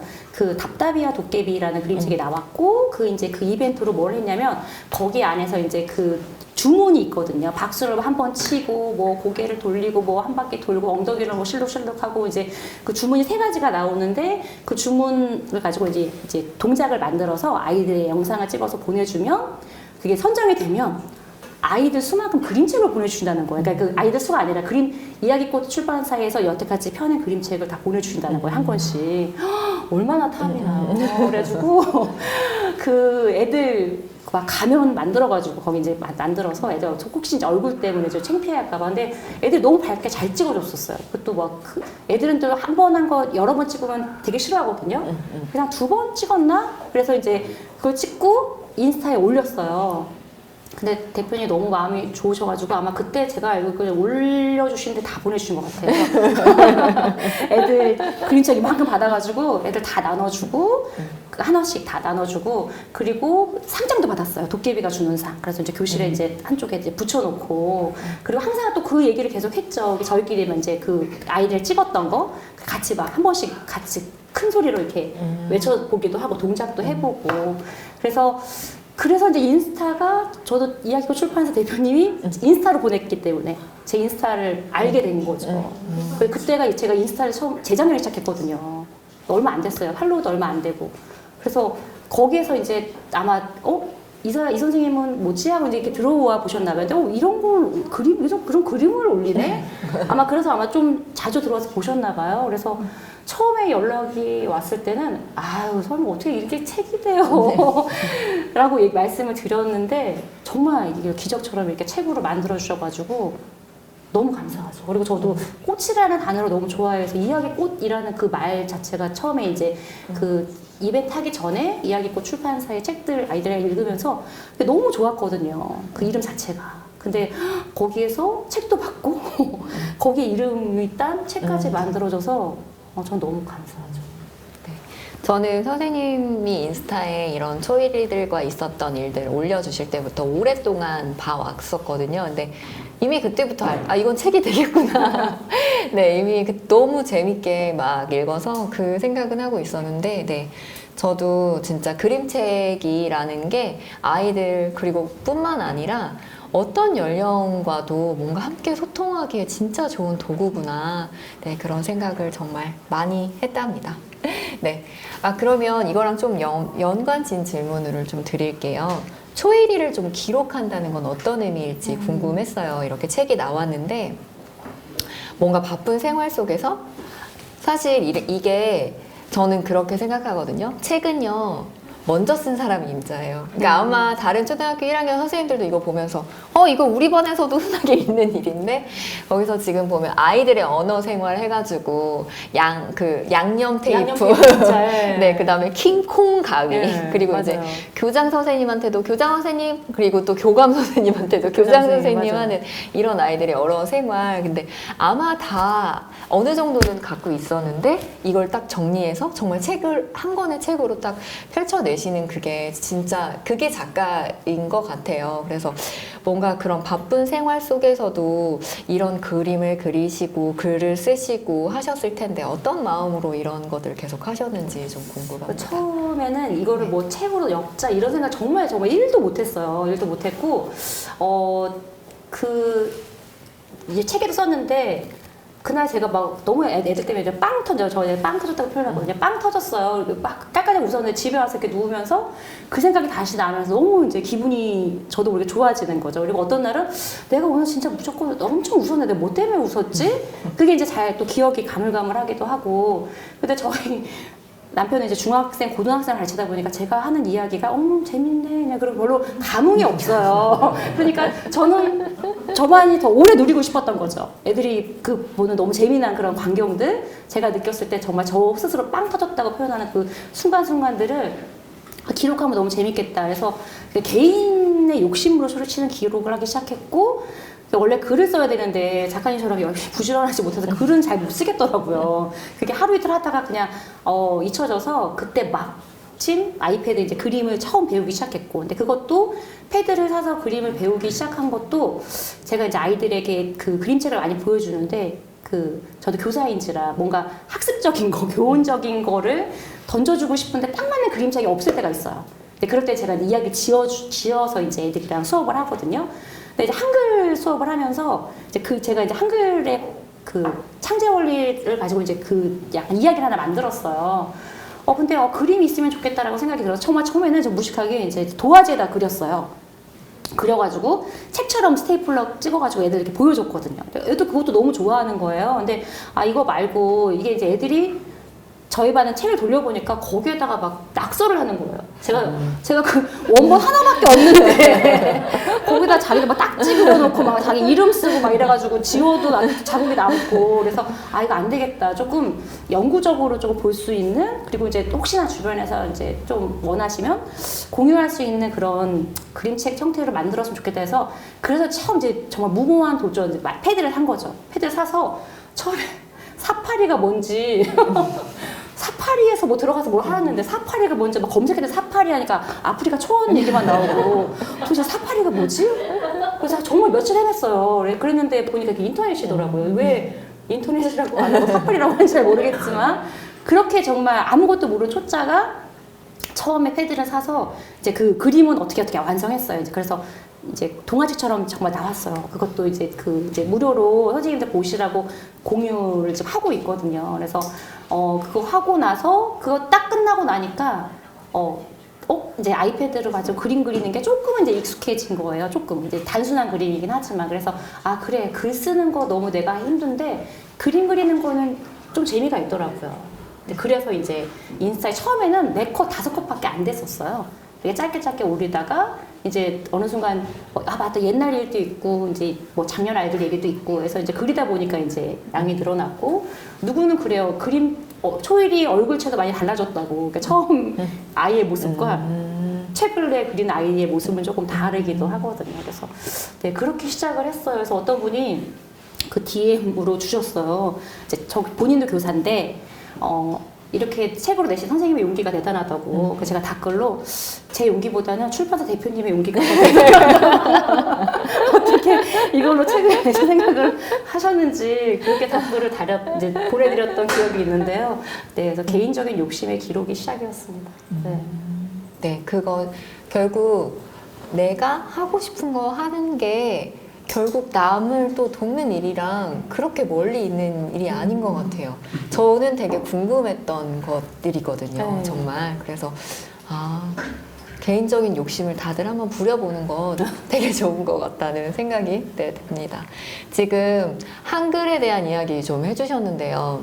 한글을 떼고 가야 되는지. 그러니까 저는 지금 4학년인 아이는 오히려 어린이집을 다니다 보니까 어린이집은 좀 더 공부를 시켜요, 유치원보다. 그래서 이제 동생들 낮잠 시간에 8칸 노트를 써서 그 8칸 노트를 한 5권 정도는 썼던 것 같아요. 그래서 초등학교 입학을 했을 때는 오히려 괜찮았는데 이제 저희 지금 초등학교 2학년인 저희 아들은 유치원을 다니다 보니까 유치원에서도 한글을 사실 놀이 위주로 조금 가르쳐주지 그렇게까지 심도 있게 요즘 가르치지 않거든요.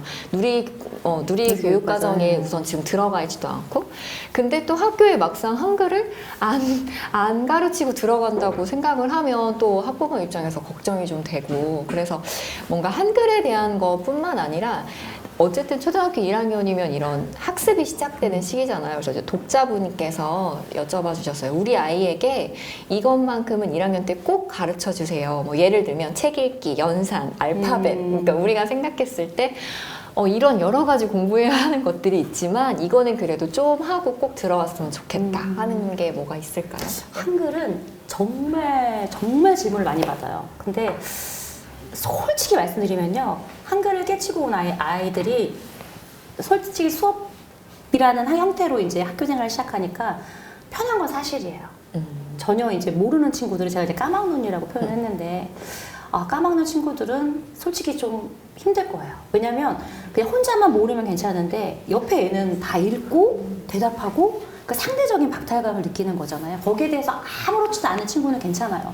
저도 괜찮아, 느려도 괜찮은 거야. 막 토끼 거북이 얘기하면서 괜찮아. 하지만 아이가 만약에 그게 괜찮지 않은 친구라면은 그건 좀 심각할 수 있어요. 왜냐면 나만 못하네? 라고 생각할 수도 있고 아까 이제 1학년들이 뭐 도와주고 하고 처음엔 다 괜찮다고 생각했지만 어느 정도 일정 시간이 지나면 나와 다른 아이들을 조금 약간 배척하는 그런 분위기가 형성이 되거든요.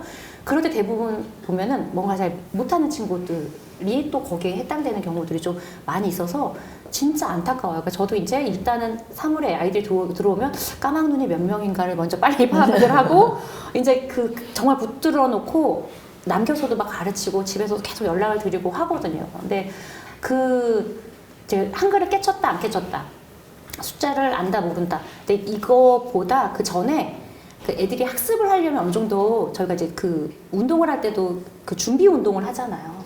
본격적인 운동을. 그러니까 학습은 본격적인 운동이라고 생각했을 때 준비하는 과정이 더 필요할 것 같아요. 예를 들어서 좀 뭔가를 이렇게 적어보는 훈련이라든지 이게 필압이 안 나오는 요즘 아이들 되게 많거든요. 연필을 자꾸 쓰는 것 자체를 어려워하는 친구도 있어요. 조금만 쓰면 팔 아프대요, 손 아프대요. 그래서 이게 습관이 안 된 친구들도 많고 일단 의자에 앉아 있는 거. 이제 어린이집 같은 경우는 거의 바닥 생활을 하니까 의자에 거의 막 이렇게 오징어처럼 거의 이렇게 널려 있는 상태로 점점 애가 밑으로 사라져요. 그래서 그런 경우들도 많고, 그러니까 그러면 아이가 일단 수업에 집중하기가 어려워요. 선생님이 뭐라고 하든지.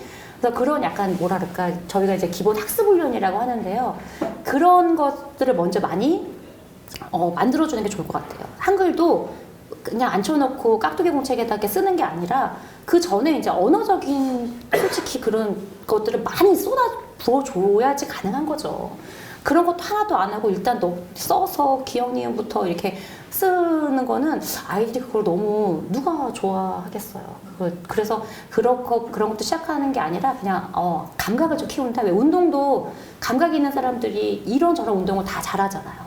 학습도 마찬가지인 것 같아요. 그래서 정말 너무 신기한 거는 이제 한글을 늦게 깨친 아이들은 한글 국어 수업만 이제 뒤처지는 게 아니라 수학도 뒤처지고 다른 교과가 같이 뒤처지거든요.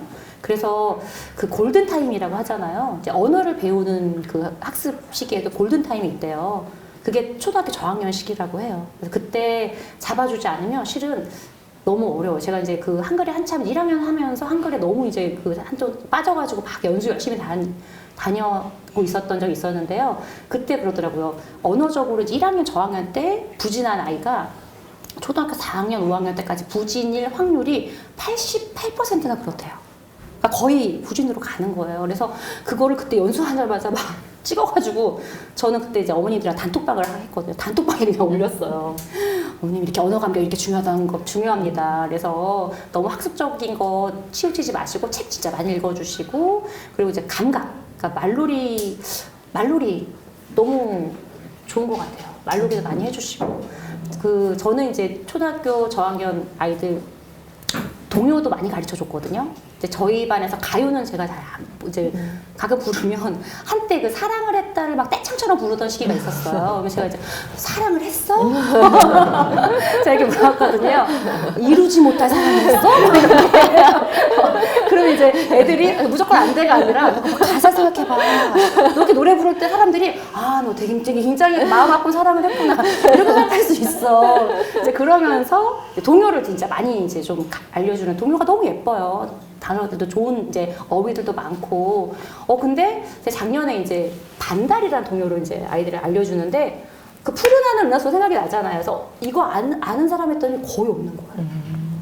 한 명 정도가 저 할머니랑 해봤다 그랬나? 그래서 걔가 이제 했더니 또 다 줄 서는 거예요.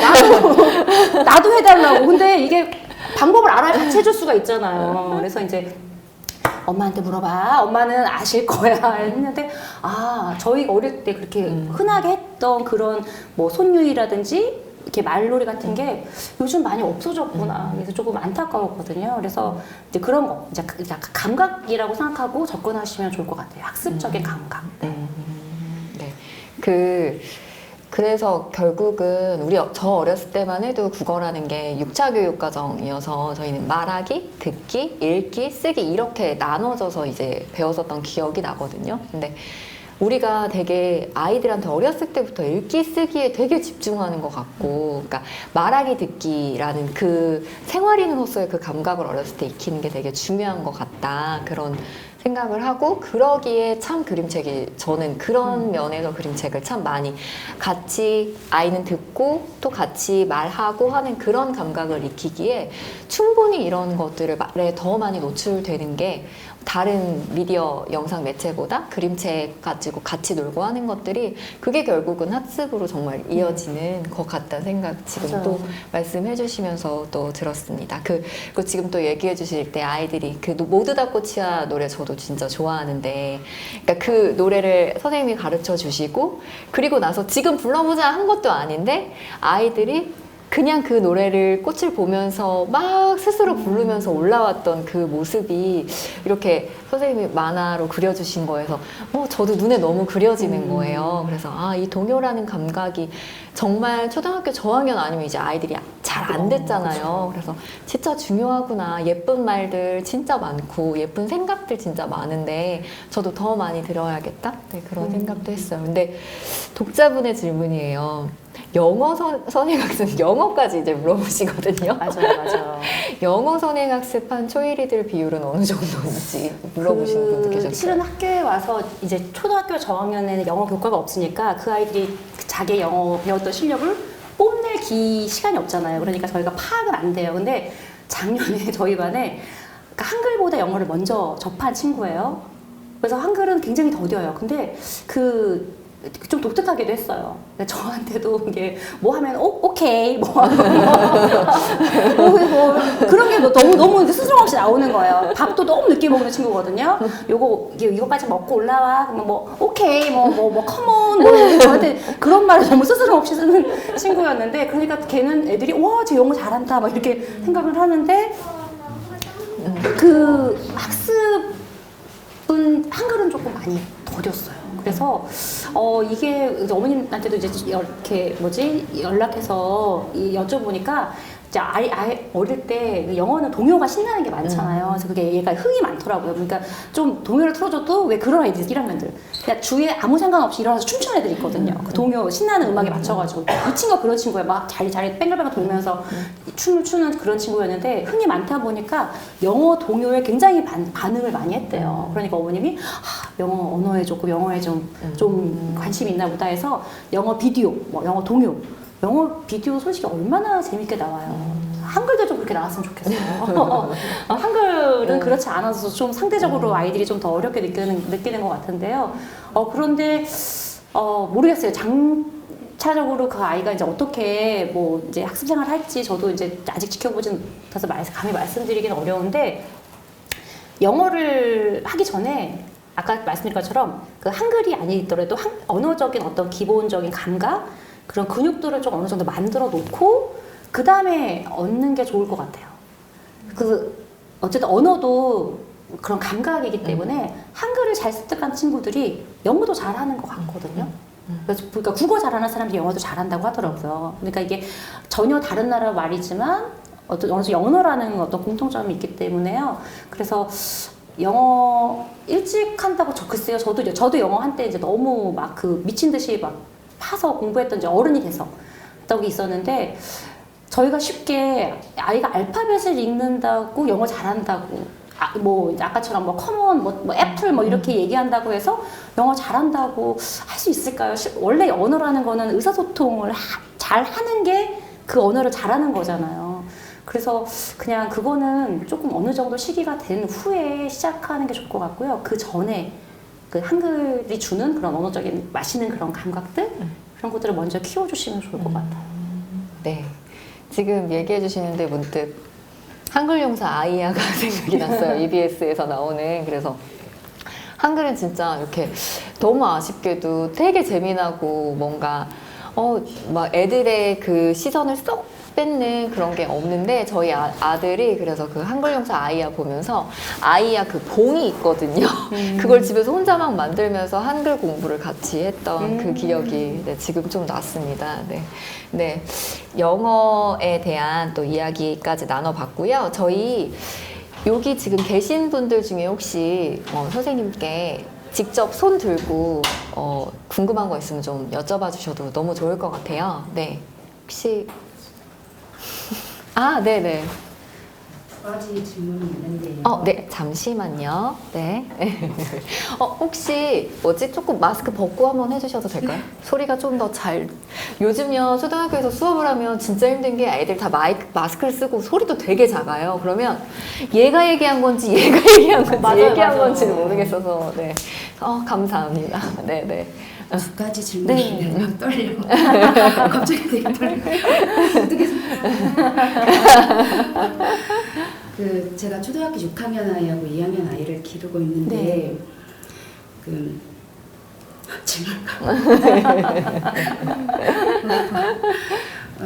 두 아이를 기르고 있는데 이 두 아이를 기르면서 제가 영어 강사도 하고 있어요. 네. 영어 강사를 할 때는 기가 막혀요. 애들한테 되게 잘해요. 되게 그거를 우리 아이한테도 영어를 가르쳐 줄 때는 적용이 돼요. 네. 우리 애들은 학원 안 다니고 엄마랑 공부할 거야 이러니까. 네. 근데 그런 거 말고 생활에 관련돼 있어서는 네네. 제가 자꾸 예민해져 있는 거예요. 다른 밖에 나가서 내가 가르칠 때는 세상 쿨한 엄마인데 네. 쿨한 선생님인데 내 애한테는 자꾸 화가 나요. 그래서 뭐 제가 우스갯소리로 내 애는 나한테 돈을 안 주니까 나는 얘한테 화가 나는데 근데 그런 조율들을 내 애한테는 좀 어떤 거를 더 신경 써서 해줬고 나는 좀 힘들 때 나도 애한테 화가 날 때가 있잖아요. 네. 그럴 때 좀 어떻게 다스렸는지 제가 요즘 그게 조금 많이 힘들고 그거에 더불어서 두 번째 질문이 제가 이제 일도 하고 육아도 하는데 6학년하고 2학년은 갭이 너무 커서 네. 신경 써야 될 게 너무 많더라고요. 네네네.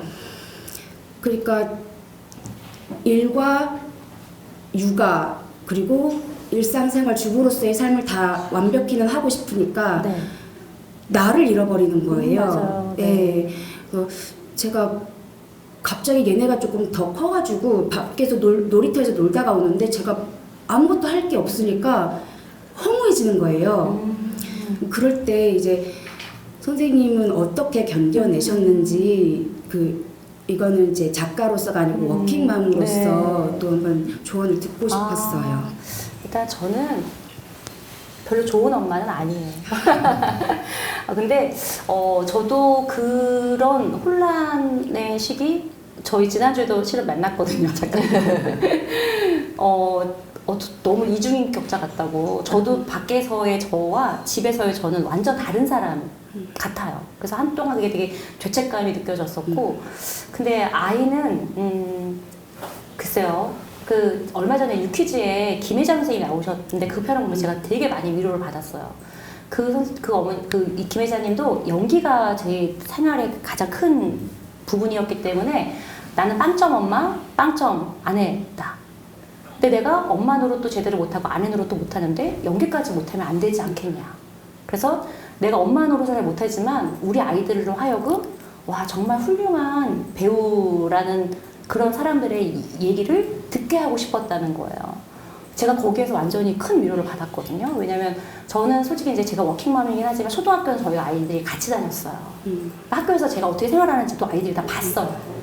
근데 아이들이 볼 때 저는 그래도 좀 그냥 편한 선생님은 아닌 거예요. 되게 열심히 산 선생님. 그래서 남편이 가끔 이제 야 엄마 대단하지 않아? 뭐 야 엄마 야 교사로서는 뭐 밖에 얘기하면 인정? 뭐 이게 저희 애들도 쿨하게 인정 이렇게 하거든요. 그래서 그런 걸 보고 그냥 내가 열심히 사는 모습을 보여주는 것 그 자체가 내가 워킹맘이니까 이것도 해줘야 되고 저것도 해줘야 되고 그러면 내가 욕심이 생기잖아요. 그러면 아이들한테는 더 많이 보채게 되고 더 많이 좀 영향을 많이 미치게 되더라고요. 부정적으로. 그래서 그렇게는 안 했죠. 영어, 이제 저도 영어에 너무 관심이 많아가지고 제가 이제 가르치진 않고 저희 그때 한동안 잠수네 말고 시골 산골 소년이 혼자 영어를 배웠다는 토이스토리만 듣고 그래서 그때 한동안 이제 자막 없이 영화 보는 게 붐이었었어요. 그래가지고 저희 아이들이 열심히 이걸 이제 보여줬거든요. 여행 갈 때도 이제 이런 거에다가 담아가지고 보여주고 그래서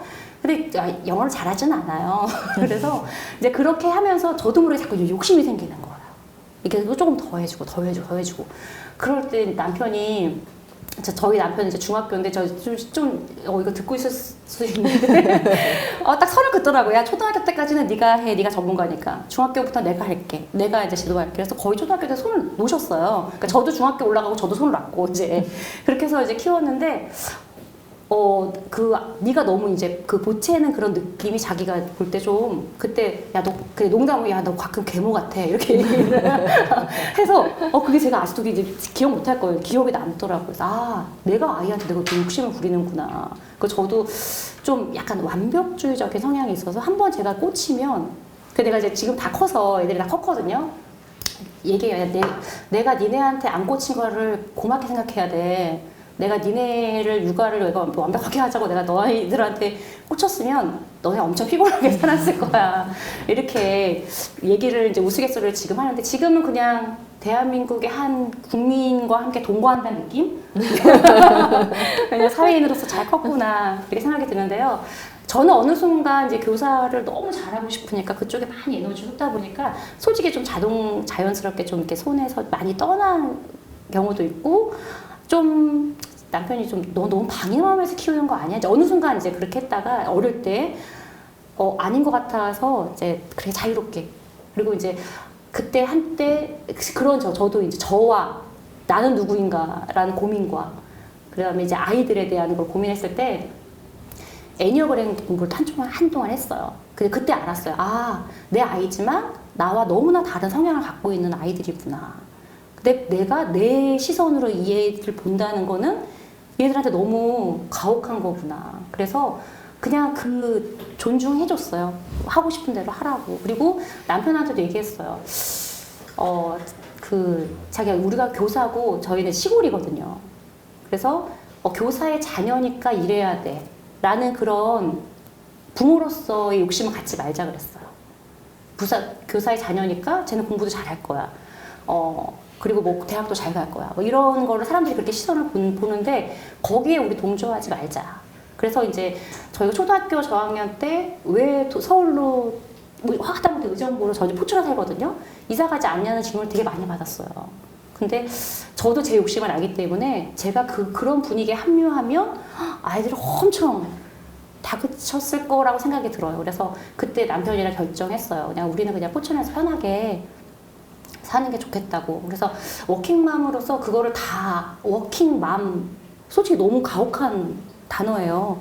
두 개 다 잘하기는 너무 어려워요. 그리고 그 안에서 나는 정말 점점 잃어가요. 그리고 지난주에도 얘기했는데 저는 이제 교사로서라는 그 페르소나 뭐 엄마, 뭐 며느리, 아내 그걸 다 벗은 임미연은 어떤 사람인가가 솔직히 아직도 솔직히 약간 물음표긴 해요. 근데 그걸 찾기가 너무 어려웠는데 근데 그 나라는 그림책이 있어요. 다니카 슌타로. 네. 그게 너무 단순한데 거기서 한층 빡겠어요. 거기서 뭐 개미가 보면 사람, 할머니가 보면 뭐 손녀, 남자가 보면 여자, 뭐 이렇게 너무 그냥 쿨하게 그냥 나는 그런 사람이구나. 아이들이 보면 교사고, 뭐 이제 딸이 보면 엄마고, 밖에서 보면 아줌마고. 그래서 그런 사람이구나라고 해서 조금 편하게 내려놓으니까 좋을 것 같고요. 학습은 솔직히 말씀드리면요. 저희도 큰애가 이제 어린이집에서 받아쓰기를 너무 무리하게 하는 거예요. 저희 아이가 이제 2월생이거든요. 그때 2월생은 빨리 학교를 들어갔어요. 근데 저희 때는 딱 그 아이가 기로에 서 있었는데 그냥 본인이 물어봤어요. 그때 너 유치원 1년 더 다녀도 되고 학교 들어가도 되더니 얘는 이해를 못해. 왜 유치원을 내가 친구들 학교 가는데 왜 다니는지 이해를 못하니까 그래 그럼 가 이렇게 보냈었는데 7세 반이 되니까 너무 받아쓰기를 엄청 시키시더라고요. 그래서 이게 너무 스트레스예요. 저희는 안 가르쳤거든요. 그래가지고 저도 약 신기한 나라에 보냈었어요. 제가 하면 안 될 것 같더라고요. 그래서 신기한 나라에서 동생은 덤으로 같이 옆에서 껴서 한글을 좀 수월하게 깼는데요. 그 욕심을 좀 저도 이제 어머님들께 얘기 드리면 아유 남해니까 그렇게 편하게 얘기하시죠 이렇게 하시는 분들도 계시는데요. 어쨌든 나의 소유물은 아니라고 생각을 하고 하나의 이제 존재로 인정해주면서 그렇게 키우시는 게 마음 편하실 것 같아요. 대답이 됐을까요? 대답을 다 한 건가? 네. 이 초일이 책 시작을 선생님이 그렇게 하시거든요. 그러니까 나는 사실 엄마로서는 진짜 부족했다. 하지만 내가 정말 교사로서 이 아이들과 행복한 시간을 가졌다라는 이제 그 서문으로 이 책을 시작을 하셔서 저는 그것만으로 뭔가 되게 멋있었어요. 그러니까 멋있는 선생님은 왠지 진짜 엄마로서도 진짜 완벽할 것 같고 아내로서도 진짜 뛰어날 것 같다는 그런 생각을 하는데 선생님이 그냥 그런 자신을 딱 받아들이는 고백. 난 교사로서 진짜 열심히 했는데 다른 건 좀 아이들이 막 학부모 그 공개 수업 기간에 와가지고 우리 엄마 안 왔어요 이랬을 때 선생님도 선생님 아들 딸 때 못 갔어. 네, 그런 이야기 해주시고 그리고 막 좀 되게 막 눈물 많고 좀 힘들게 하는 초일이가 막 우니까 나도 우리 엄마한테 이러는 거야. 그런 모습이 그냥 생활인으로서의 교사. 그러니까 우리가 선생님 하면 딱 가지고 있는 뭐 엄청난 좀 그 기대치가 있잖아요. 근데 그게 뭔가 되게 다정하고 따뜻하게 그냥 되게 잘 녹아서 아이들도 이해하게 되고 선생님도 이해하게 되고 되게 그냥 좀 마음이 편안해지는 그런 책이었던 것 같아요. 그래서 지금 얘기해 주신 부분들이 이 책에도 되게 잘 들어가 있지 않나? 라는 또 생각을 해봅니다. 쉽지 않죠. 쉽지 않아요. 근데 정말 대단하신 것 같아요. 워킹맘, 정말 워킹맘이시죠. 근데 다들 워킹맘이신 분들 너무 대단하신 것 같아요. 네. 저희 지금 좀 더 질문 네네네. 아이가 들어와서 네. 네. 했었는데요. 네. 저희 지금 아이가 지금 초등학교 1학년이고요. 네. 그래서 관심을 갖게 되는데 요즘은 놀이터에 가면은 아이들이 정말 많이 없거든요. 없죠. 예, 확실히 많이 없다 보니까. 근데 저희 같은 경우에는 이제 방과 후 활동하고 나면은 학원을 가는 것보다는 집에서 좀 아이의 체력이나 이런 걸 더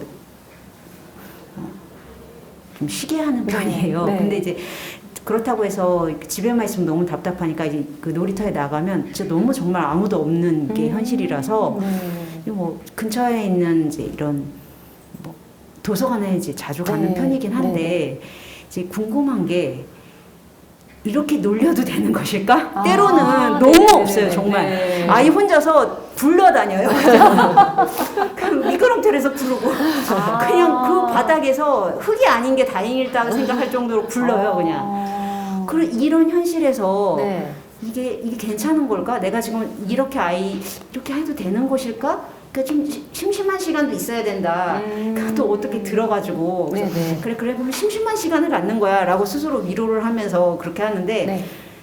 이게 맞는 것일까라는 거에 대해서 너무 그러니까 그 확신이 잘 안 쓸 안 때가 들어가죠. 있어요. 네. 너무 진짜 애들이 없거든요. 맞아요, 진짜로 맞아요. 심하게. 그게 그래서 그러니까 저도 이제 아이가 뭐 저희 아이가 이렇게 커도 될까라고 물어보면 저는 항상 하는 대답이 아이에게 먼저 물어보세요라고 이렇게 대답을 드리거든요. 너 이제 친구가 없는데 이렇게 여기서 혼자 노는 거 어때? 괜찮아? 뭐 이렇게 물어보기도 하고 그 뭐지 뭐 친구가 혹시 오후에 너무 심심하면 혹시 뭐 어떤 이제 본인이 뭐 하고 싶은 게 분명 있을 거예요. 친구 때문에 학원 다니는 아이들도 있거든요. 내가 좋아하는 친구가 있어서 그 친구랑 친해지려고 뭐 오후에 학원을 다니는 그런 친구도 있고. 근데 솔직히 저도 저희 아이들, 뭐 저도 이제 욕심이 뭐 없는 편은 아니었지만, 저희 큰애가 중3 될 때까지 그 학원 안 보냈어요. 제가 그냥 배짱이라고 불렀거든요. 걔는 뭐 피아노 치고, 뭐 이제 미술 배우고, 뭐 바둑 배우고, 뭐 검도 배우고, 정말 그냥 예체능으로 풀로 차이는 일주일의 생활을 보냈어요. 근데 남편은 이제, 너 너무 이상적인, 제가 그랬거든요. 야, 저 중학교 선생님들이 얼마나 훌륭한지 알아? 그 어려운 관문을 뚫고 선생님이 되신 거니까 거기서 잘 배워도 그걸로 충분해. 맨날 이렇게 얘기했거든요. 그랬더니 신랑이 아니, 맨날 여기서 아니라고 했는데도 중3 때까지. 그래서 그냥 걔는 그렇게 정말 저희가 맨날 배짱이라고 불렀어요. 밤늦게까지 주말에도 아주 그냥 그 해가 중천이 뜰 때까지 자고. 그래서 근데 나중에 이제 커서 물어봤어요. 중3 때 처음 이제 그 공부한 학원을 가게 된 건데 그것도 남편이랑 엄청 싸웠어요. 남편은 이렇게 놔두면 너 고3 때 이제 고3 담임을 했을 때 그게 너무 안타까웠대요. 지금 하고 싶은데 너무 늦은 거예요. 얘는 지금 너무 그 대학을 하고 싶은데 너무 그동안 안 했던 게 많기 때문에 그게 얼마나 안타까운 줄 아냐.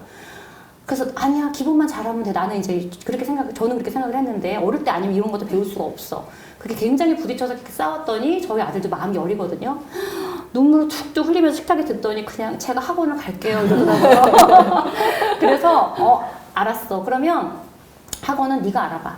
네가 배우고 싶은 학원 있으면 그때 얘기하면 보내줄게라고 해서 이제 아이가 친구들 학원에 전전해서 이제 이렇게 하루씩 들었더라고요. 그래서 이제 어느 날 퇴근에 전화 왔어요. 엄마 학원 정했어요. 그래서 알았어.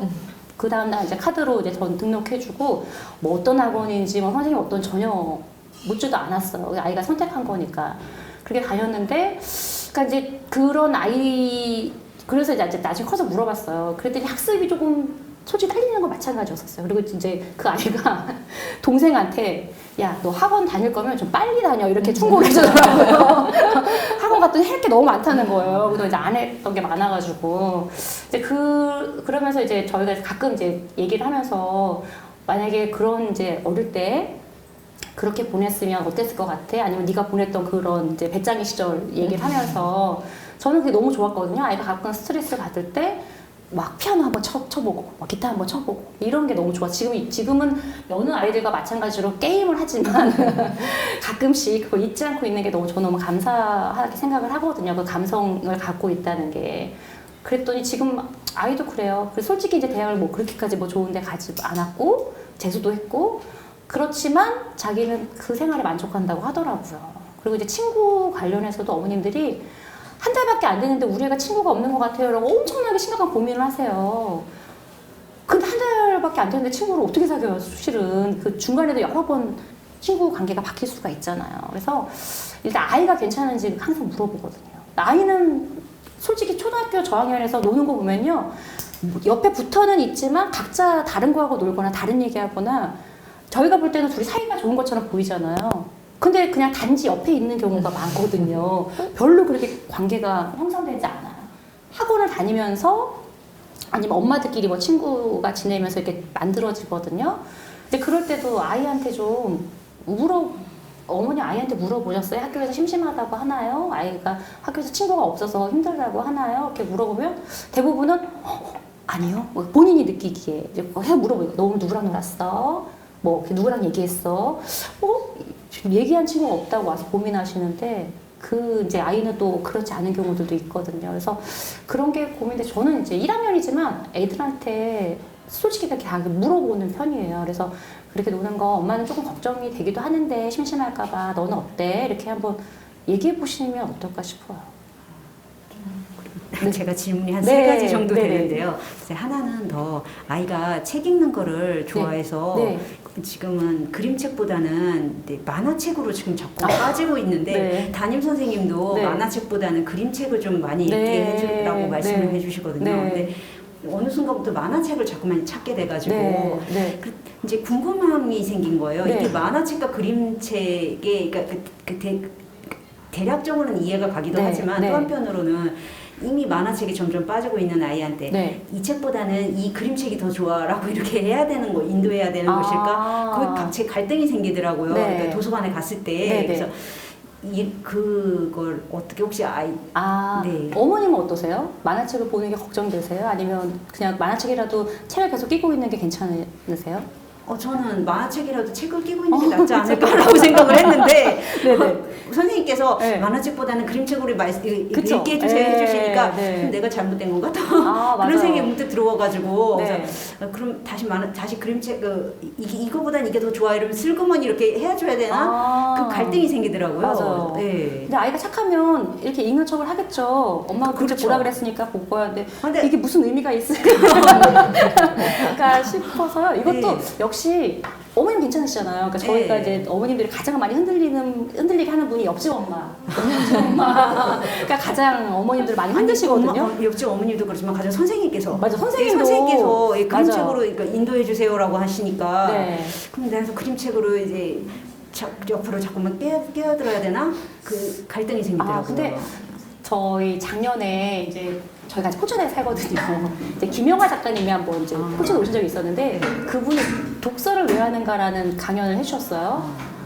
근데 그분 저도 잊혀지지 않는 게 어릴 때 책을 읽는 그런 되게 좋은 경험을 갖고 있다면 그냥 분위기라든지 막연하게 어떤 책이 기억나는 게 아니라 그 책을 읽었을 때 부모님과 같이 있었던 그런 느낌이라든지 아니면 집안의 어떤 그런 되게 평화로운 분위기라든지 어떤 거라도 좋은 경험이 있는 아이들은 중간에 뭐 인터넷의 세계라든지 게임의 세계에 갔다가 어른이 되면 다시 독자가 된다고 하시더라고요. 대부분이.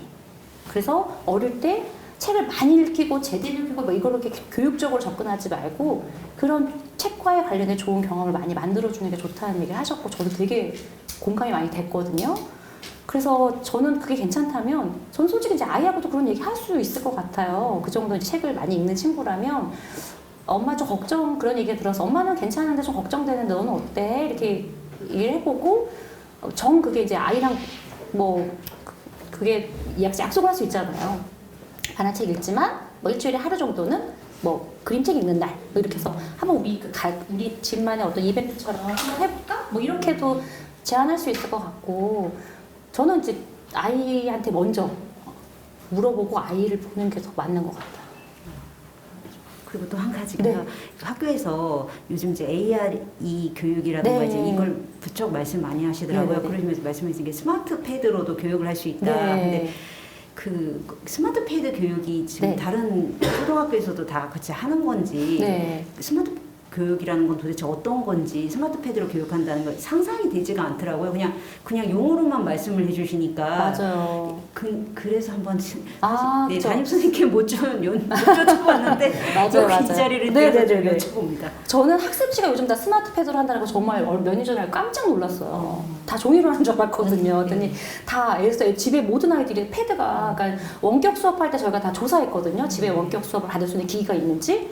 대부분 패드가 많은 거예요. 그래서 아니 요즘은 빠르다. 어떻게 패드를 다 갖고 있지 했더니 다 학습지 때문에 이미 많이 갖고 있다고 하더라고요. 그래서 그때 너무너무 충격이었고요. 그 불과 몇 년 안 됐잖아요. 근데 학교는 약간 나라에서도 많이 강조는 하긴 하지만요. 실은 솔직히 말씀드리면 선생님들도 아직 여기에 전문가 선생님들이 안 계셔요. 이걸 갖고 교육을 하려면 선생님이 어느 정도 전문가가 돼야지 이거 갖고 교육이 가능하잖아요. 근데 아직은 거기까지는 선생님들도 아직 모르는 부분이 많고요. 여전히 이제 다양한 매체를 갖고 수업을 하시지만 오로지 여기만 갖고 수업을 하시는 경우는 솔직히 지금 극히 드물고요. 디지털 교과서라는 거 실은 아주 몇 년 전부터 나와서 학교에서 쓰는 데도 있었어요. 근데 어떤 필요한 경우, 어떤 활동에서 일부러 쓰시지 그걸 오롯이 다 하루 종일 디지털 교과서로 쓰시는 분은 없어요. 왜냐하면 저희도 요즘 아이들이 여기에 많이 이제 익숙해지지만 아직은 저희는 여기에 더 많은 효과가 있다고 더 좋아하잖아요. 그래서 선생님들도 아직까지 여기에 막 이렇게 몰두하고 있진 않아요. 저희도 궁금해요. 나라에서 어떻게 AI 선생님을 만드실지 어떻게 현장에 투입을 하실지 저희도 솔직히 좀 궁금한 편이에요. 그럼 스마트 패드라는 게 저렇게 생긴 건가요? 아니면 핸드폰 패드를 아이들한테 다 보급을 하겠다고 하시더라고요. 네네네. 이런 패드 모양이 지금 학교에 많이 들어와 있어요. 그래서 이제 온라인 수업할 때 이거 학교에서 보유하고 있다가 없는 친구들 이제 대여도 해주기도 하고요. 지금 이제 고학년 같은 경우는 지금 현재 학교에 다 와이파이가 다 쓸 수 있거든요. 그래서 일정 교실에서 이거 보관하고 있다가 빼와서 이거 갖고 이제 뭐 서치도 하고 여기에 뭔가 뭐 작업도 하고 그렇게 수업을 하는 경우도 있는데 그거는 이제 활동에 따라서고요. 전체를 다 그렇게 하진 않아요. 그래서 아까 여기 스마트폰 얘기도 잠깐 있었는데 그 얘기 들으셨죠? 그 실리콘밸리 뭐 스티브 잡스라든지 그런 사람들도 본인이 이걸 다 만드는 전문가지만 아이들한테는 뭐 10세인가까지는 아예 금지 집에서도 아예 그 아이들은 이 존재를 모르고 사는 거잖아요. 근데 이제 학교에 왔을 때는 솔직히 아이들이 다 들고 있으니까 그건 어려운데 어머니 많이 물어봐요. 스마트폰 1학년 때 이거 사줘도 돼요? 안 돼요? 근데 그럴 때 저는 좀 그 전에 이거로 인한 감성이라든지 이런 경험을 많이 해주셨는지를 묻고 싶어요. 이게 충분히 쌓인 아이라면 독서를 이미 많이 했다면 만화책으로 잠깐 왔었어도 분명히 다시 돌아가거든요. 근데 이거를 충분히 겪지 않고 얘로 왔다면 이걸로 돌아올 수는 없을 것 같아요. 여기에 너무나 이미 익숙해지면. 그래서 네. 걱정 안 하셔도 될 것 같아요. 네.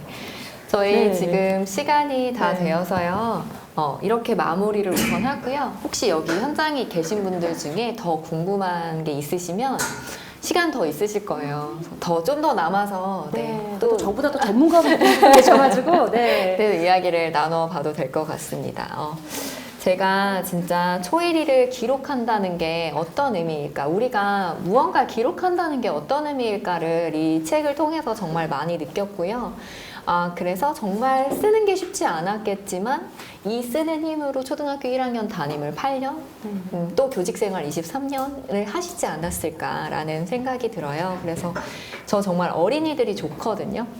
이 아이들이 갖고 있는 그 감성과 아이들이 갖고 있는 말과 아이들이 갖고 있는 그 세계가 정말 이 책에 너무나 고스란히 잘 드러나 있어서 아이들은 참 사랑스럽고 그걸 사랑스럽게 바라본 선생님은 정말 더 사랑스럽고 이렇게 바라봐 주시는구나 아이들을. 그래서 학부모로서도 되게 감사한 책이었고요. 그리고 저희 아이는 지금 초등학교 4학년인데 여기 앉아 있거든요. 이 책을 받고 진짜 한 3번, 4번 읽었어요. 그러니까 재밌나 봐요. 자기의 그런 초등학교 1학년을 회상하면서 읽는지.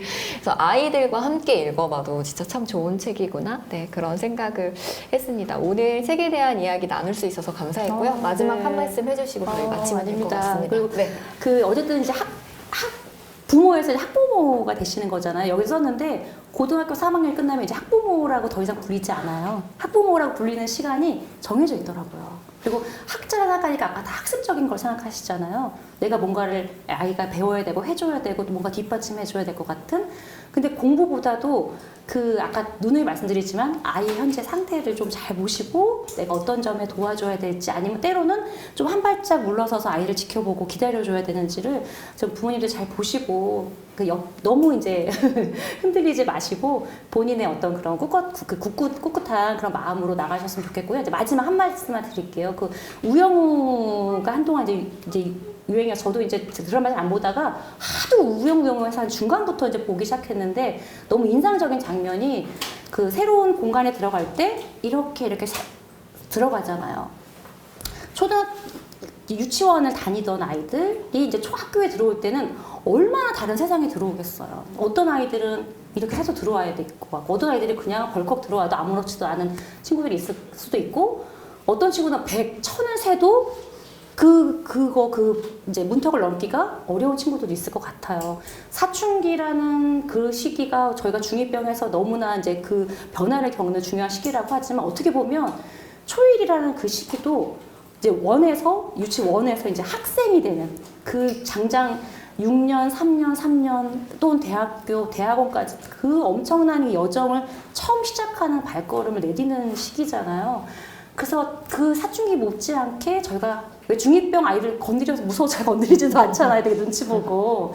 이제 그런 것처럼 초일이들의 마음도 좀 잘 헤아려 주시면서 잘 이제 케어해 주셨으면 좋겠고요. 그리고 그 7년 동안 또 학부모로서 또 이 워킹맘으로서 해주시는 모든 학부모님들 정말 너무 감사드리고 힘내시라고 전하고 싶습니다. 네, 감사합니다.